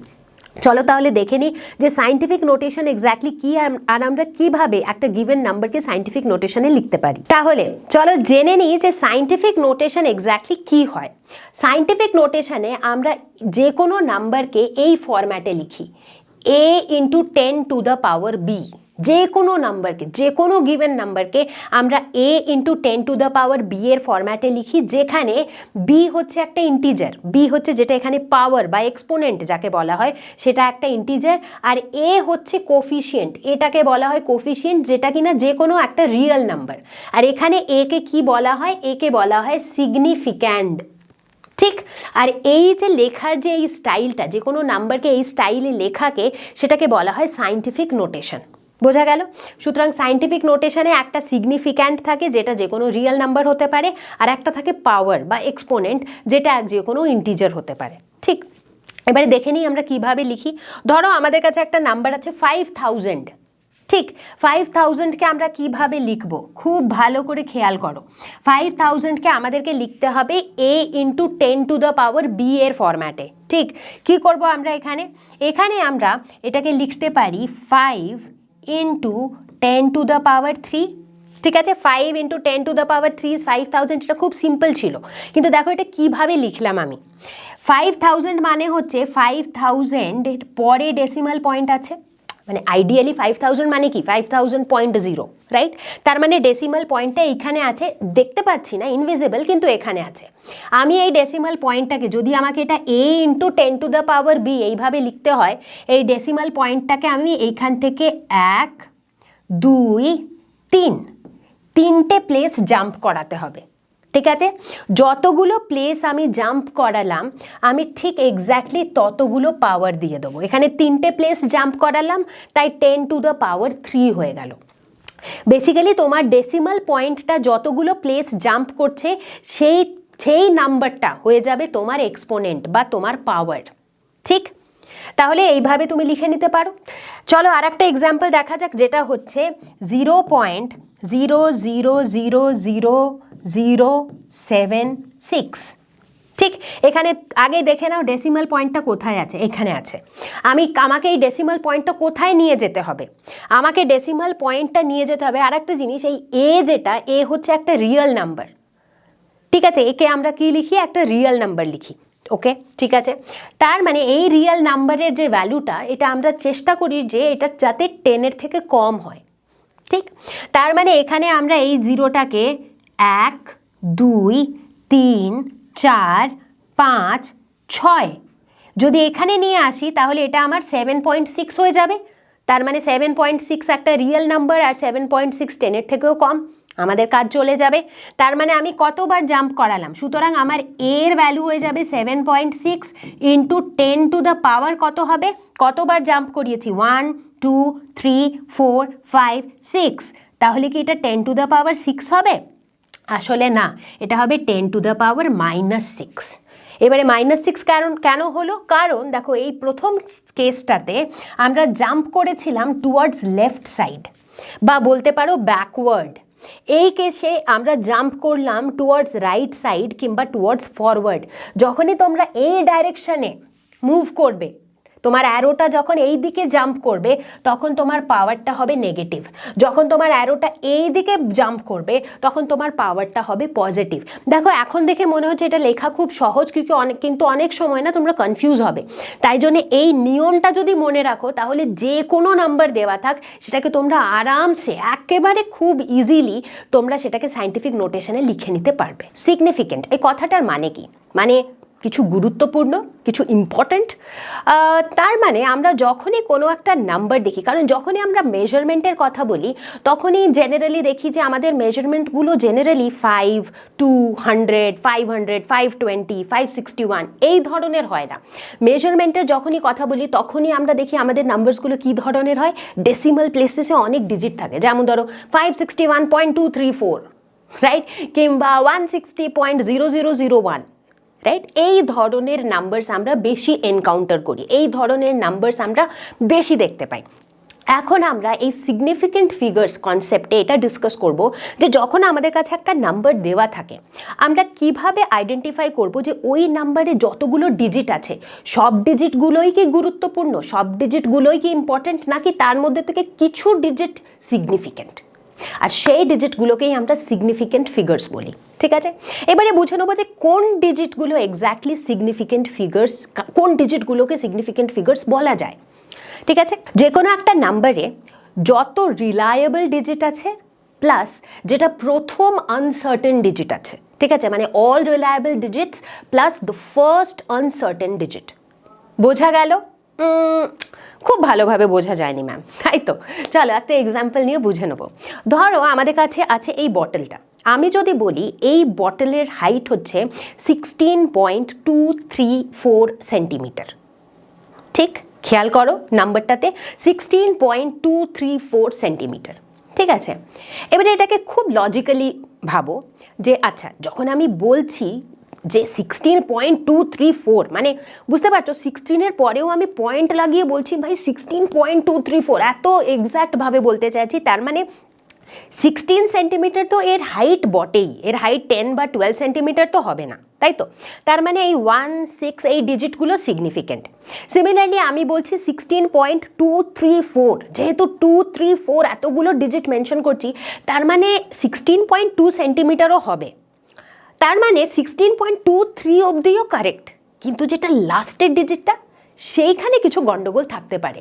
হতে পারে যখন আমি মেজার করতে যাচ্ছিলাম ওটা হয়তো 16.235 ছিল, কিন্তু আমি হয়তো সেটাকে 16.234 দেখে ফেলেছি, কিংবা হয়তো সেটা 16.233 ছিল কিন্তু আমি সেটাকে 16.234 দেখে ফেলেছি। এটা তো হতেই পারে, নিশ্চয়ই হতে পারে।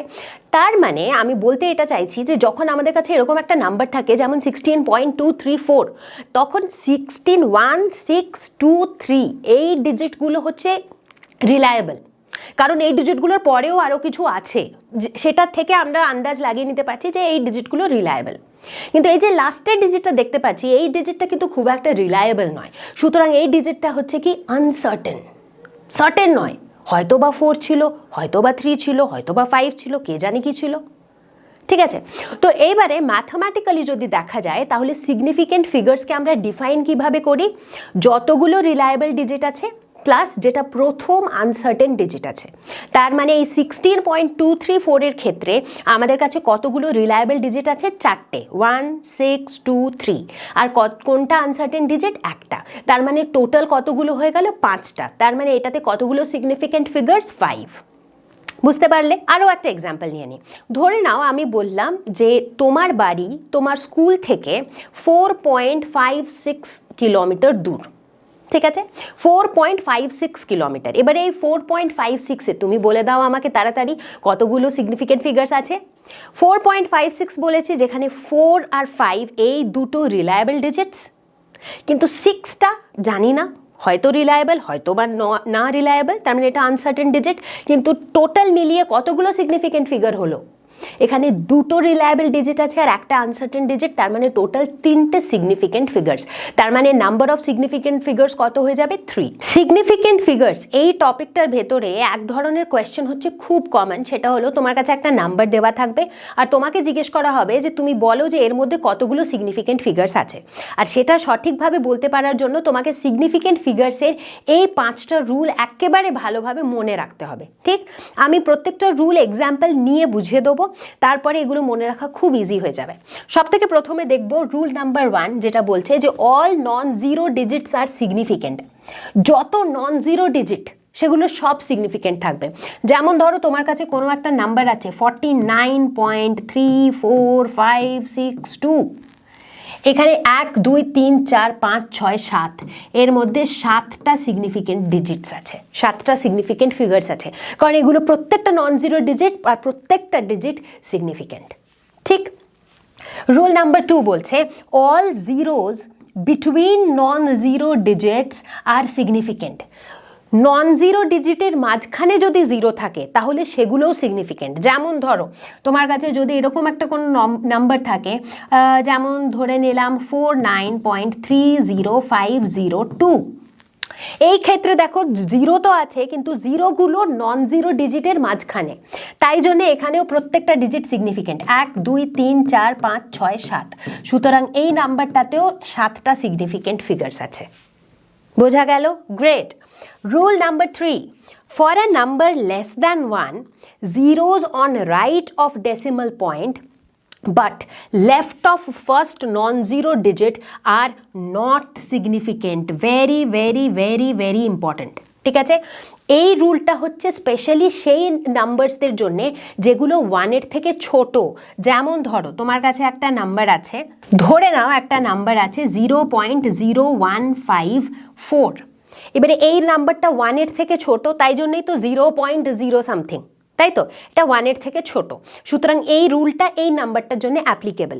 রুলটা বলছে zeros on the right of decimal point, তার মানে এই যে ডেসিমাল পয়েন্টটা এই ডেসিমাল পয়েন্টের রাইটে যে জিরোগুলো আছে, কিন্তু যেগুলো left of the first non zero digit, সেই জিরোগুলো কি হবে? দে আর নট সিগনিফিকেন্ট।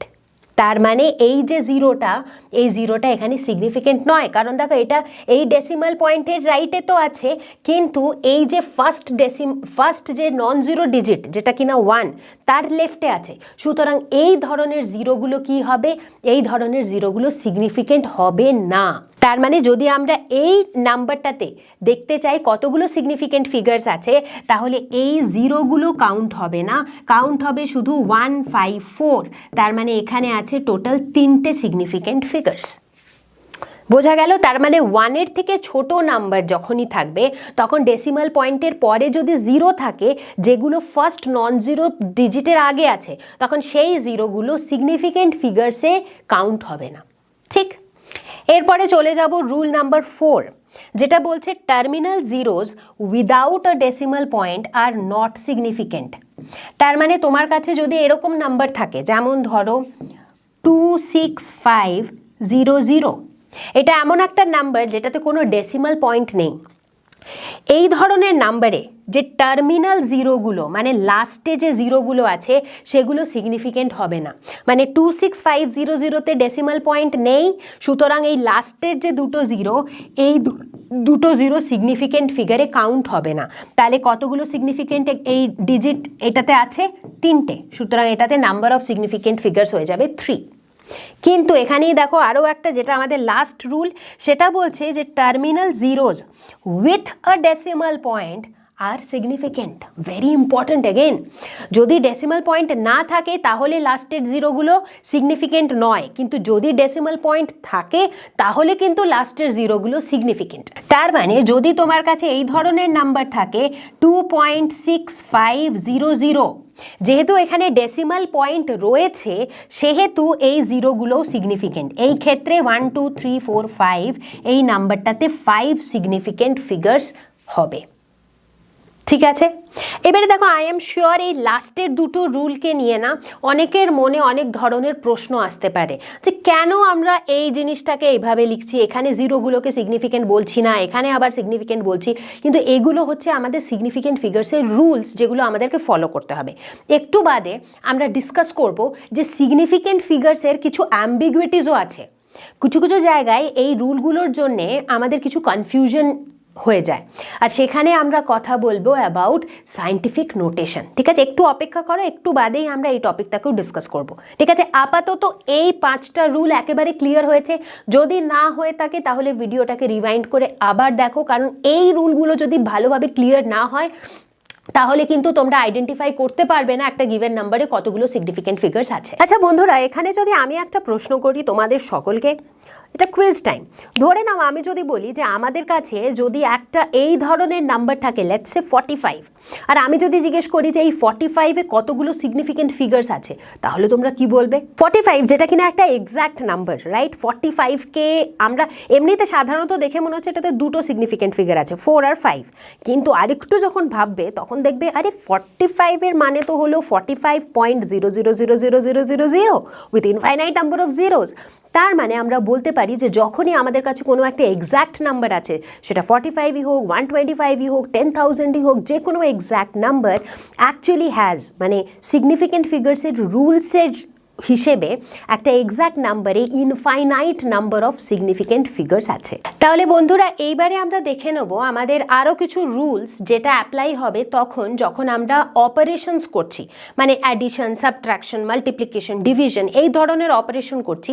সেখানে এই সিগনিফিকেন্ট ফিগার্সের কনসেপ্ট নিয়ে কি কি রুলস অ্যাপ্লাই হবে। এখানে বেশি রুলস নেই, শুধু দুটো রুলস আছে।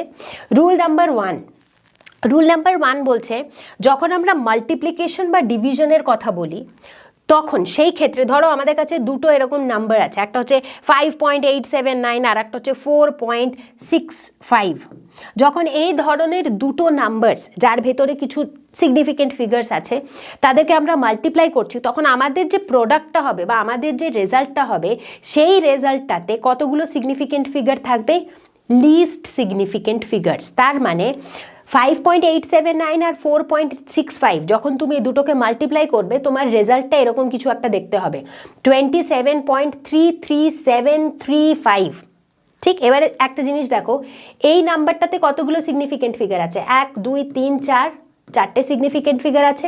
এই নাম্বারটাতে 1 2 3, তিনটে সিগনিফিকেন্ট ফিগার আছে। প্রোডাক্টে কতগুলো আছে? 1 2 3 4 5 6 7। এত যদি হয় তাহলে তো যতবার মাল্টিপ্লাই করব প্রচুর প্রচুর সিগনিফিকেন্ট ফিগার্স হবে, প্রচুর বিরাট বড় বড় নাম্বারস হয়ে যাবে, রাইট?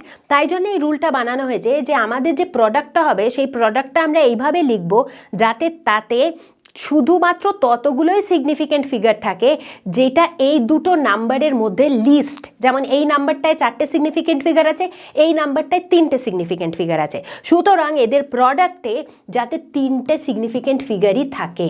দেখো আমি এই প্রোডাক্টটা কিভাবে লিখবো, এত বড় একটা প্রোডাক্ট আমি লিখবো না, আমি লিখবো 27.3 যাতে শুধুমাত্র 3টে সিগনিফিকেন্ট ফিগার্স আছে।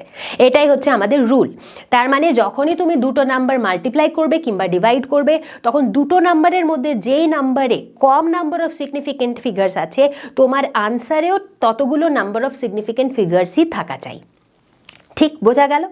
এবারে দেখে নিই রুল নাম্বার 2। রুল নাম্বার 2 বলছে যে যখন তোমরা অ্যাডিশন বা সাবট্রাকশন করবে তখন কি হবে সিচুয়েশনটা? তখন আমাদের ফাইনাল রেজাল্টের ডেসিমাল প্লেসেসে ততগুলোই ডিজিট থাকা চাই যতগুলো লিস্ট ডিজিট আছে। তার মানে ধরো তোমাদের এইটা হচ্ছে তোমার নাম্বার, একটা হচ্ছে 6.121। এবার এখানে দেখো সিগনিফিকেন্ট ফিগার্সের কথা হচ্ছে না, এখানে হচ্ছে কতগুলো ডেসিমাল প্লেসেস আছে, মানে ডেসিমালের পরে এখানে কতগুলো ডিজিট আছে? 1 2 3। ঠিক, ডেসিমালের পরে এই নাম্বারটাতে কতগুলো ডিজিট আছে? 1 2। ডেসিমালের পরে এই নাম্বারটাতে কতগুলো ডিজিট আছে? 1 2 3। ঠিক আছে, তার মানে সব থেকে লিস্ট ডেসিমাল প্লেসেস কাতে আছে? 2তে। তার মানে যখন আমি এই তিনটের সাম করব তখন সাম হয়তো বেরোবে 21.645, কিন্তু সেটাকে আমরা কিভাবে লিখব? 21.64, যাতে এখানেও আমাদের ডেসিমাল প্লেসেসে কতগুলো থাকে? ডিজিট 2।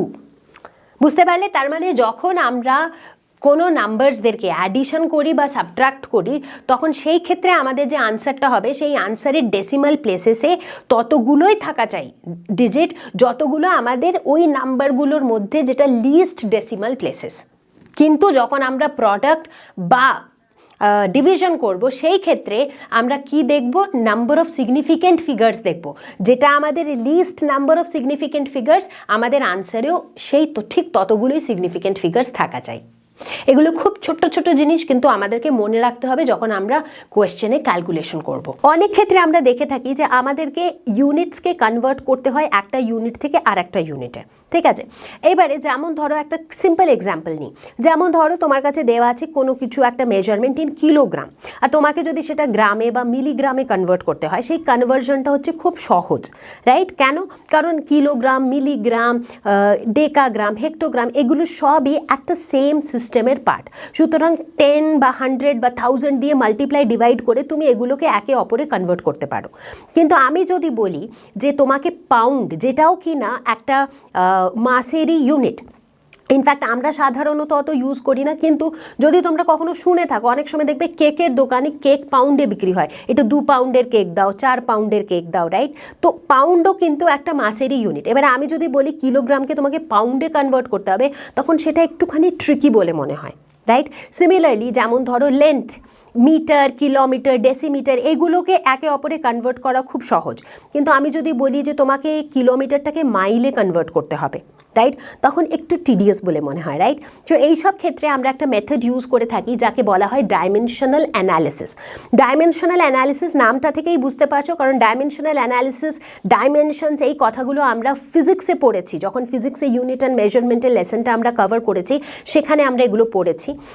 তো আমরা কি জানি? ডাইমেনশনাল অ্যানালিসিস একটা এমন মেথড যেখানে আমরা ইউনিটস আর কোয়ান্টিটিস এই দুটো জিনিসকে অ্যানালাইজ করে আমরা ক্যালকুলেট করে থাকি, আর সেই ক্যালকুলেশনের মাধ্যমে আমরা কনভার্ট করে থাকি। মানে ধরো, যেমন যদি একটা এক্সাম্পল দিচ্ছি, ধরো তোমাকে 5 কিলোগ্রামকে হয়তো পাউন্ডে কনভার্ট করতে হবে, তো তুমি কি করবে? সবথেকে প্রথমে তুমি এটা দেখবে যে ইউনিট কিলোগ্রাম মানে কতটা পাউন্ড, মানে 1 কিলোগ্রাম মানে কতটা পাউন্ড, সেটা যখন তুমি জেনে যাবে তখন ইউজিং ক্যালকুলেশনস তোমরা ক্যালকুলেট করতে পারবে যে 5 কিলোগ্রাম মানে কতটা পাউন্ড। তার মানে এখানে আমরা বেসিক্যালি কি করে থাকি, কোয়ান্টিটিস, ইউনিটস দুটো জিনিসেই ফোকাস করি, তারপরে ফোকাস করি calculation and handling the units. এইভাবে আমরা কনভার্সনটা করে থাকি। এই মেথডটাকে অনেক সময় ইউনিট ফ্যাক্টর মেথডও বলা হয় কিংবা ফ্যাক্টর লেবেল মেথডও বলা হয়। ঠিক আছে, এক্স্যাক্টলি এই মেথডটাতে আমরা কি করি সেটা আরও বেশি স্পষ্ট হয়ে যাবে যখন আমরা দুটো এক্সাম্পল দেখব। দেখে নেব দুটো খুব সহজ এক্সাম্পল। সব থেকে প্রথম এক্সাম্পল, কনভার্ট করতে হবে আমাদেরকে 3 inches two centimetre.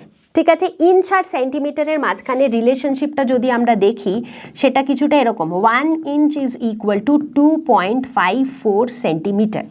Unitary method, এটাকেই আমরা বলে থাকি ইউনিট বা ইউনিট ফ্যাক্টর মেথড, যেটার মানে হচ্ছে একটা ইউনিট ইঞ্চের মানে হচ্ছে 2.54 সেন্টিমিটার। তার মানে 3 ইঞ্চেস বলতে কত হবে, 3 ইঞ্চেস বলতে হবে 3 ইন্টু 2.54, যেটাকে আমরা লিখতে পারি 7.62 সেন্টিমিটার। ঠিক আছে, এইভাবে আমরা কনভার্ট করব। সিমিলারলি যদি আমাদেরকে 2 ডেজকে সেকেন্ডে কনভার্ট করতে হয়, কি করব, আমরা জানি 1 ডে মানে হচ্ছে কত আওয়ার্স, 24 আওয়ার্স, আর 1 আওয়ার মানে হচ্ছে কত মিনিট, 60 মিনিটস, রাইট। 1 আওয়ার মানে হচ্ছে 60 মিনিটস, কারেক্ট, সেটাকে দেখে নিতে হবে। 1 আওয়ার ইজ 60 মিনিটস আর 1 মিনিট ইজ 60 সেকেন্ড। তার মানে 1 hour is equal to 60 into 60 seconds. এবারে দেখো এই ইউনিটগুলো কিন্তু খুব ইম্পর্টেন্ট, ইউনিটগুলো উল্টোপাল্টা করে দিলে সব গড়বড় হয়ে যাবে। 1 আওয়ার ইজ 60 ইন্টু 60 সেকেন্ড, তার মানে 24 আওয়ার্স হয়ে যাবে কত সেকেন্ডস, 24 ইন্টু 60 ইন্টু 60 সেকেন্ডস।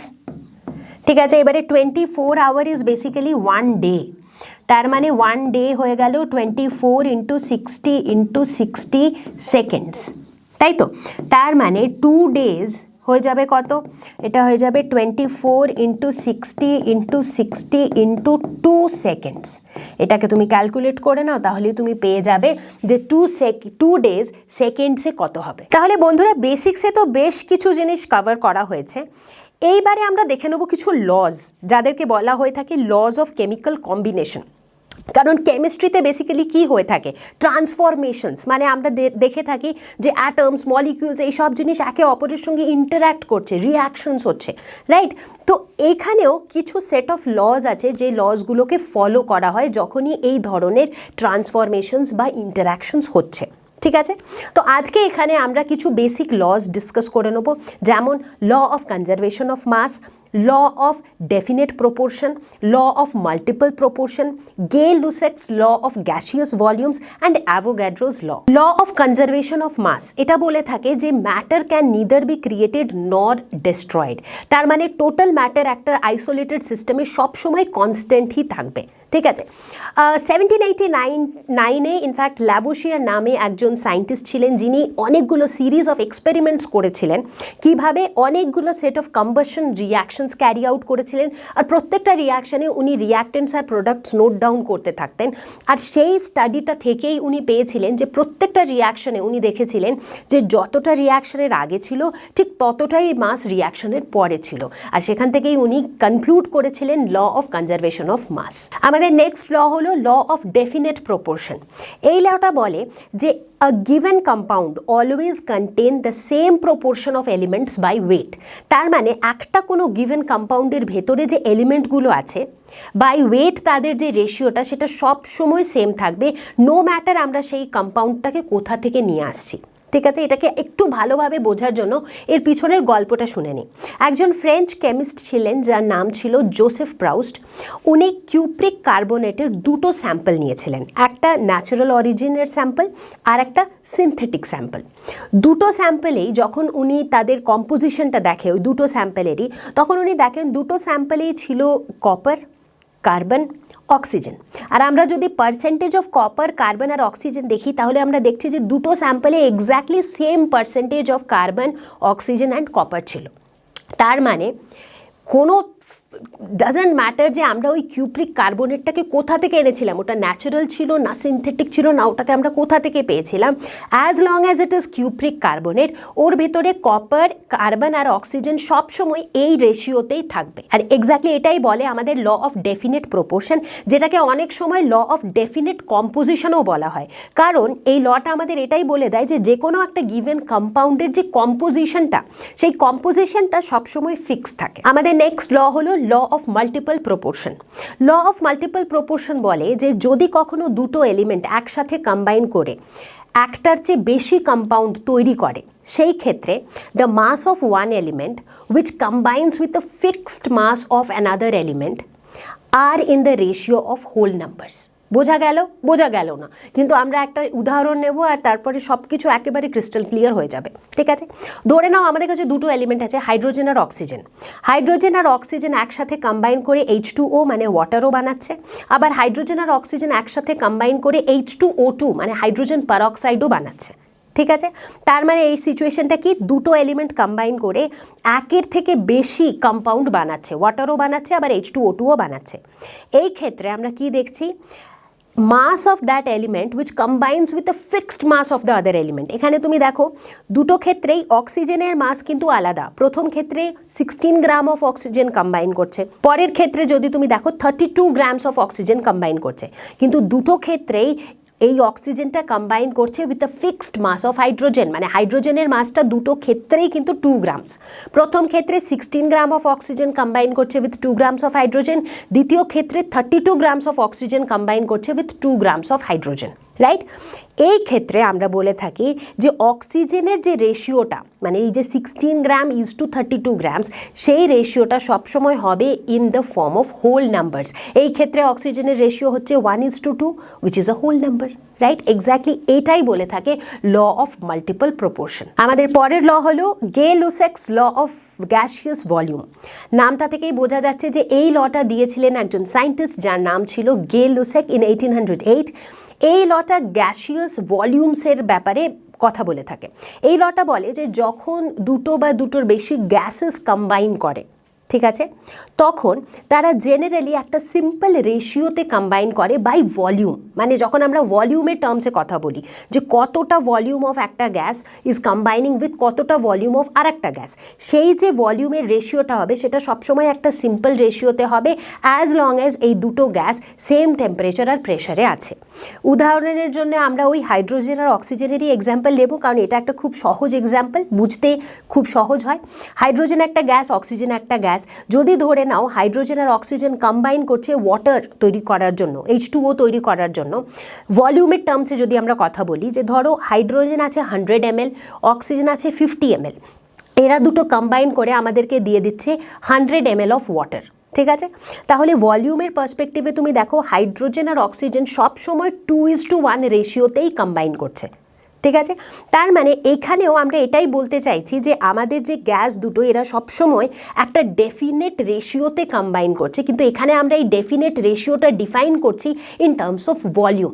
সেই কারণে অনেক সময় এই লটাকে আরও একটা নাম দেওয়া হয়ে থাকে বা আরও একটা নামে জানা যায়, যেটা হচ্ছে law of definite proportion by volume. এবারে আমরা চলে এসেছি আমাদের লাস্ট ল এর দিকে, যেটা হচ্ছে অ্যাভোগাড্রো ল। অ্যাভোগাড্রো ল বলে যে equal volume of gases at same temperature and pressure contain equal number of molecules.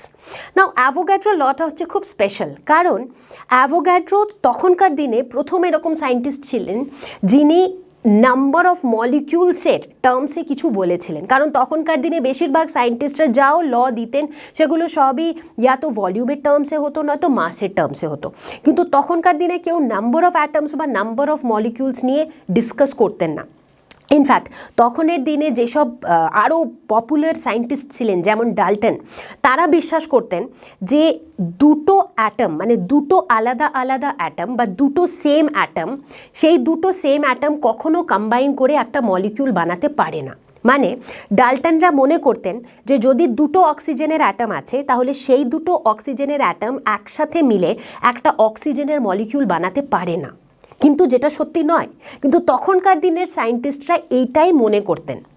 কিন্তু অ্যাভোগ্যাড্রো নিজের এই লটা যখন নিয়ে এলেন তখন অ্যাভোগ্যাড্রো প্রথমবার ওয়াটারের যে ফরমেশন H2O এর যে ফরমেশন সেই ফরমেশনটাকে বুঝিয়েছিলেন in the terms of polyatomic molecule, মানে এমন একটা মলিকিউল যার ভেতরে একের থেকে বেশি ধরনের অ্যাটম আছে, মানে ওয়াটারের যে মলিকিউলটা তার ভেতরে হাইড্রোজেন আর অক্সিজেন অ্যাটম আছে। এই পলিঅ্যাটমিক মলিকিউলের কনসেপ্টটা প্রথমবার অ্যাভোগ্যাড্রো তখন বলেছিলেন। কিন্তু তখন কেউই অ্যাভোগ্যাড্রোর কথা শোনেননি, কারণ তখনকার দিনের যারা বেশি পপুলার সায়েন্টিস্ট ছিলেন তাদের চিন্তাধারাটা অন্যরকম ছিল। ঠিক আছে, চলো তাহলে বুঝে নিই যে অ্যাভোগ্যাড্রোর যে এই লটা ছিল, যে এই লটা উনি দিয়েছিলেন, এই লটার মানে কি।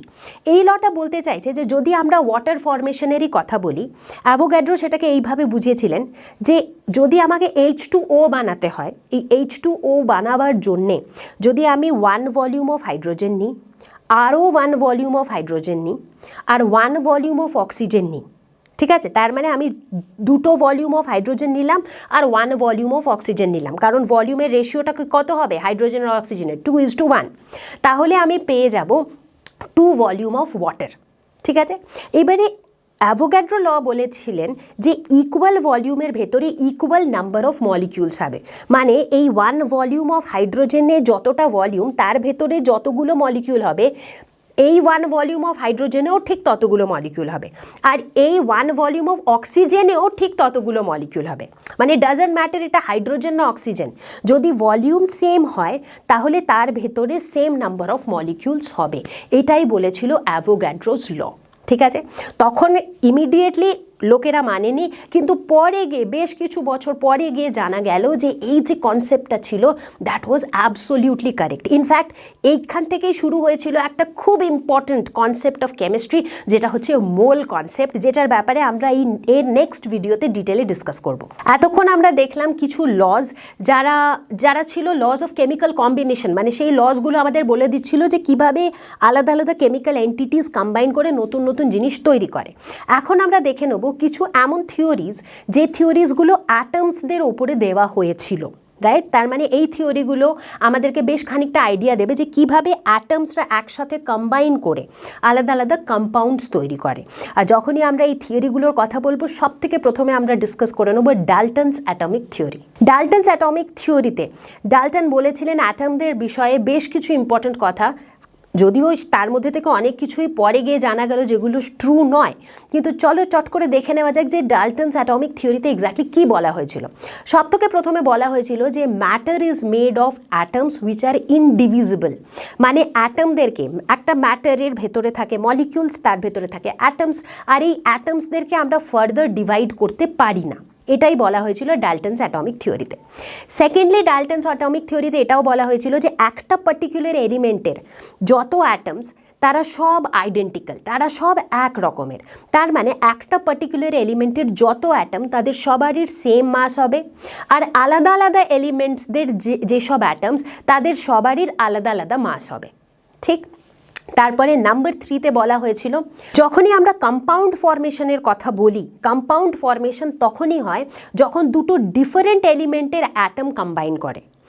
ডাল্টন খুব শিওর ছিলেন যে যদি সেম এলিমেন্টের দুটো অ্যাটম কম্বাইন করে, মানে যদি দুটো অক্সিজেনের অ্যাটম কম্বাইন করে, তাহলে সেখানে কম্পাউন্ড ফরমেশন হবে না, কিন্তু যদি দুটো আলাদা আলাদা এলিমেন্টের অ্যাটম কম্বাইন করে সেই ক্ষেত্রে কম্পাউন্ড ফরমেশন হতে পারে। Last but not the least, Dalton's atomic theory এটাও বলেছিল যে যখনই একটা কেমিক্যাল রিয়াকশন হয়, যখন একটা কেমিক্যাল রিয়াকশন হয় সেই মুহূর্তে কোনো নতুন অ্যাটম ক্রিয়েটও হয় না বা কোনো এক্সিস্টিং অ্যাটম ডেস্ট্রয়ও হয় না। বেসিক্যালি যেটা হয় সেটা হচ্ছে রিঅর্গানাইজেশন, মানে হয়তো এর কাছে এতগুলো অ্যাটম ছিল, এর কাছে এতগুলো অ্যাটম ছিল, ওই অ্যাটমগুলোরই জাস্ট প্যাটার্নটা একটু চেঞ্জ হয়ে যায়, অর্গানাইজেশনটা চেঞ্জ হয়ে যায়, আর অর্গানাইজেশনটা চেঞ্জ হওয়ার জন্যেই আমরা নতুন নতুন প্রোডাক্টস পাই। তো এই কিছু ইম্পর্টেন্ট জিনিস বলা হয়েছিল ইন ডাল্টনস অ্যাটমিক থিওরি। এরপরে আমরা দেখে নেব মডার্ন অ্যাটমিক থিওরি, আর সেটা থেকে আমরা এটাও বুঝতে পারবো যে ডাল্টন অ্যাটমিক থিওরির কতটা জিনিস সত্যি ছিল আর কতটা জিনিস ফলসিফাইড হয়ে গেছিল। মডার্ন অ্যাটমিক থিওরিতে সব থেকে প্রথমে বলা হয়েছিল যে এটা একেবারেই ভুল যে অ্যাটমস আর ইনডিভিজিবল, কারণ অ্যাটমসের ভেতরেও আমরা দেখতে পাচ্ছি যে সাব অ্যাটমিক পার্টিকেলস আছে, যেমন ইলেকট্রন, প্রোটন, নিউট্রন। দ্বিতীয়ত মডার্ন অ্যাটমিক থিওরি এটাও বলেছিল যে একটা সেম এলিমেন্টের ভেতরে যে অ্যাটমগুলো আছে এইরকম কোনো নিয়ম নেই যে সব অ্যাটমের মাস সেম হবে। তার সবথেকে সুন্দর উদাহরণ হলো আইসোটোপস। আইসোটোপস আমরা কাদের বলে থাকি? একই এলিমেন্টের অ্যাটম যাদের অ্যাটমিক মাস আলাদা, যেমন ধরো কার্বন 12 অ্যান্ড কার্বন 14, দুটোই একই কার্বন এলিমেন্টেরই অ্যাটম, কিন্তু একটার মাস হচ্ছে 12 আর একটার অ্যাটমিক মাস হচ্ছে 14। তার মানে এটা একদমই পসিবল যে একটাই এলিমেন্টের অ্যাটমদের মাসেস আলাদা আলাদা হোক। ঠিক সেরকমভাবে এটাও পসিবল যে ডিফারেন্ট এলিমেন্টসের অ্যাটমসদের মাস সেম হোক, যেমন ধরো কার্বন 14 আর নাইট্রোজেন 14, রাইট? এদেরকে কি বলা হয়? আইসোবার্স। আইসোবার্স হচ্ছে সেরকম অ্যাটমস যাদের অ্যাটমিক নাম্বার আলাদা, মানে তারা অ্যাকচুয়ালি আলাদা আলাদা এলিমেন্টস, কিন্তু তাদের অ্যাটমিক মাস সেম। ঠিক আছে, সুতরাং এটাও টু সাম এক্সটেন্ট ডাল্টনের থিওরিতে যা বলা হয়েছিল সেটা অ্যাকচুয়ালি ট্রু নয়, সেটাই জানা গেল। ঠিক আছে, এরপরে যখন কেমিক্যাল রিয়াকশনসের ব্যাপারে কথা বলা হলো, তখন মডার্ন অ্যাটমিক থিওরি বলল যে যখন আমরা কেমিক্যাল রিয়াকশনের কথা বলি তখন আমরা দেখি যে অ্যাটমই সবথেকে ছোট পার্টিকেল যেটা প্রপারলি একটা কেমিক্যাল রিয়াকশনে পার্টিসিপেট করে। এছাড়া এই থিওরিতে এটাও বলা হলো যে রেশিওতে দুটো অ্যাটম কম্বাইন করে সেই রেশিওটা হয়তো একটা ইন্টিজারের রেশিওতে থাকে, বাট এমন এটা জরুরি নয় যে এই রেশিওটা সবসময় একটা সিম্পল রেশিও হবে। ঠিক আছে, এটা সিম্পল রেশিও হবে সেটা জরুরি নয়, কিন্তু রেশিওটা জেনারেলি ইন্টিগ্রাল ভ্যালুজই হয়, মানে ইন্টিজারেই থাকে রেশিওর ভ্যালুটা। ঠিক, আর একটা খুব ইম্পর্টেন্ট জিনিস যেটা আমাদের সামনে নিয়ে এসেছিল মডার্ন অ্যাটমিক থিওরি, যে এটা ভেরি মাচ পসিবল যে একটা এলিমেন্ট থেকে আমরা আর একটা অন্য এলিমেন্টের অ্যাটম বার করে নিই during a course of reaction, যেটা সব থেকে সুন্দর এক্সাম্পল হচ্ছে নিউক্লিয়ার রিয়াকশন। হয়তো তোমরা এখন অ্যাট প্রেজেন্ট এই লেভেলে পড়োনি, কিন্তু ফিজিক্সে যখন তোমরা নিউক্লিয়াই পড়বে, যখন তোমরা নিউক্লিয়ার ফিশন, নিউক্লিয়ার ফিউশন এই ধরনের রিয়াকশনস পড়বে, তখন তোমরা দেখবে যে হয়তো তোমরা শুরু করছো একটা ইউরেনিয়াম অ্যাটম দিয়ে, কিন্তু যখন তোমরা ওই রিয়াকশনটাকে ক্যারি করছো হয়তো তোমরা পাচ্ছ ব্যারিয়ামের অ্যাটম কিংবা ক্রিপ্টনের অ্যাটম, রাইট? তার মানে তোমরা শুরু করছো একটা পার্টিকুলার এলিমেন্টের অ্যাটম দিয়ে, কিন্তু তোমরা পরে গিয়ে পাচ্ছ আর একটা অন্য এলিমেন্টের অ্যাটম। তো this was very much possible. Last but not the least, again modern atomic theory এটাও বলেছিল যে একটা অ্যাটমের মাসকে আমরা তার এনার্জিতে কনভার্ট করতে পারি, মানে মাস থেকে এনার্জি পাওয়া পসিবল, যেটাকে আমরা পপুলারলি এখন জানতে পারি অ্যাজ E = mc²। এটাই অ্যাকচুয়ালি মাস এনার্জি ইকুইভ্যালেন্সের রিলেশনশিপ, রাইট? তো এটা বলে থাকে যে মাস থেকে এনার্জি, মাস আর এনার্জির এই দুটোর মাঝখানে একটা ইকুইভ্যালেন্ট রিলেশনশিপ এক্সিস্ট করে। এইভাবে মডার্ন অ্যাটমিক থিওরি আমাদের অ্যাটমসের সম্পর্কে, অ্যাটমসদের কেমিক্যাল রিয়াকশনে যে পার্টিসিপেশন সেই সম্পর্কে অনেক কিছু খুব ইম্পর্টেন্ট ইনফরমেশন দিয়েছিল। তাহলে বন্ধুরা, আমরা চলে এসেছি আজকের এই ভিডিওর শেষের দিকে। এই ভিডিওটাতে আমরা কভার করেছি সাম বেসিক কনসেপ্টস অফ কেমিস্ট্রি, কিন্তু আরও কিছু কনসেপ্টস কভার করা কিন্তু এখনও বাকি আছে। তাই এর পরের ভিডিওটাতে আমরা কভার করব কিছু খুব ইম্পর্টেন্ট কনসেপ্ট, যেমন মোল কনসেপ্ট। তাই খুব তাড়াতাড়ি আমি নিয়ে আসবো আর একটা খুব সুন্দর ভিডিও, আর আমি আশা করছি যে এই ভিডিওটা তোমাদের সকলের খুব পছন্দ হয়েছে, ইউজফুল লেগেছে। আর যদি তোমাদের কনসেপ্ট ক্লিয়ার হয়ে থাকে তাহলে কমেন্টে নিশ্চয়ই লিখে জানিও যে কনসেপ্ট হলো ক্রিস্টাল ক্লিয়ার। খুব তাড়াতাড়ি দেখা হচ্ছে আমাদের নেক্সট ভিডিওর সাথে। ততক্ষণের জন্য আনন্দে থেকো, মজায় থেকো, খুব সাবধানে থেকো। Take care, bye by.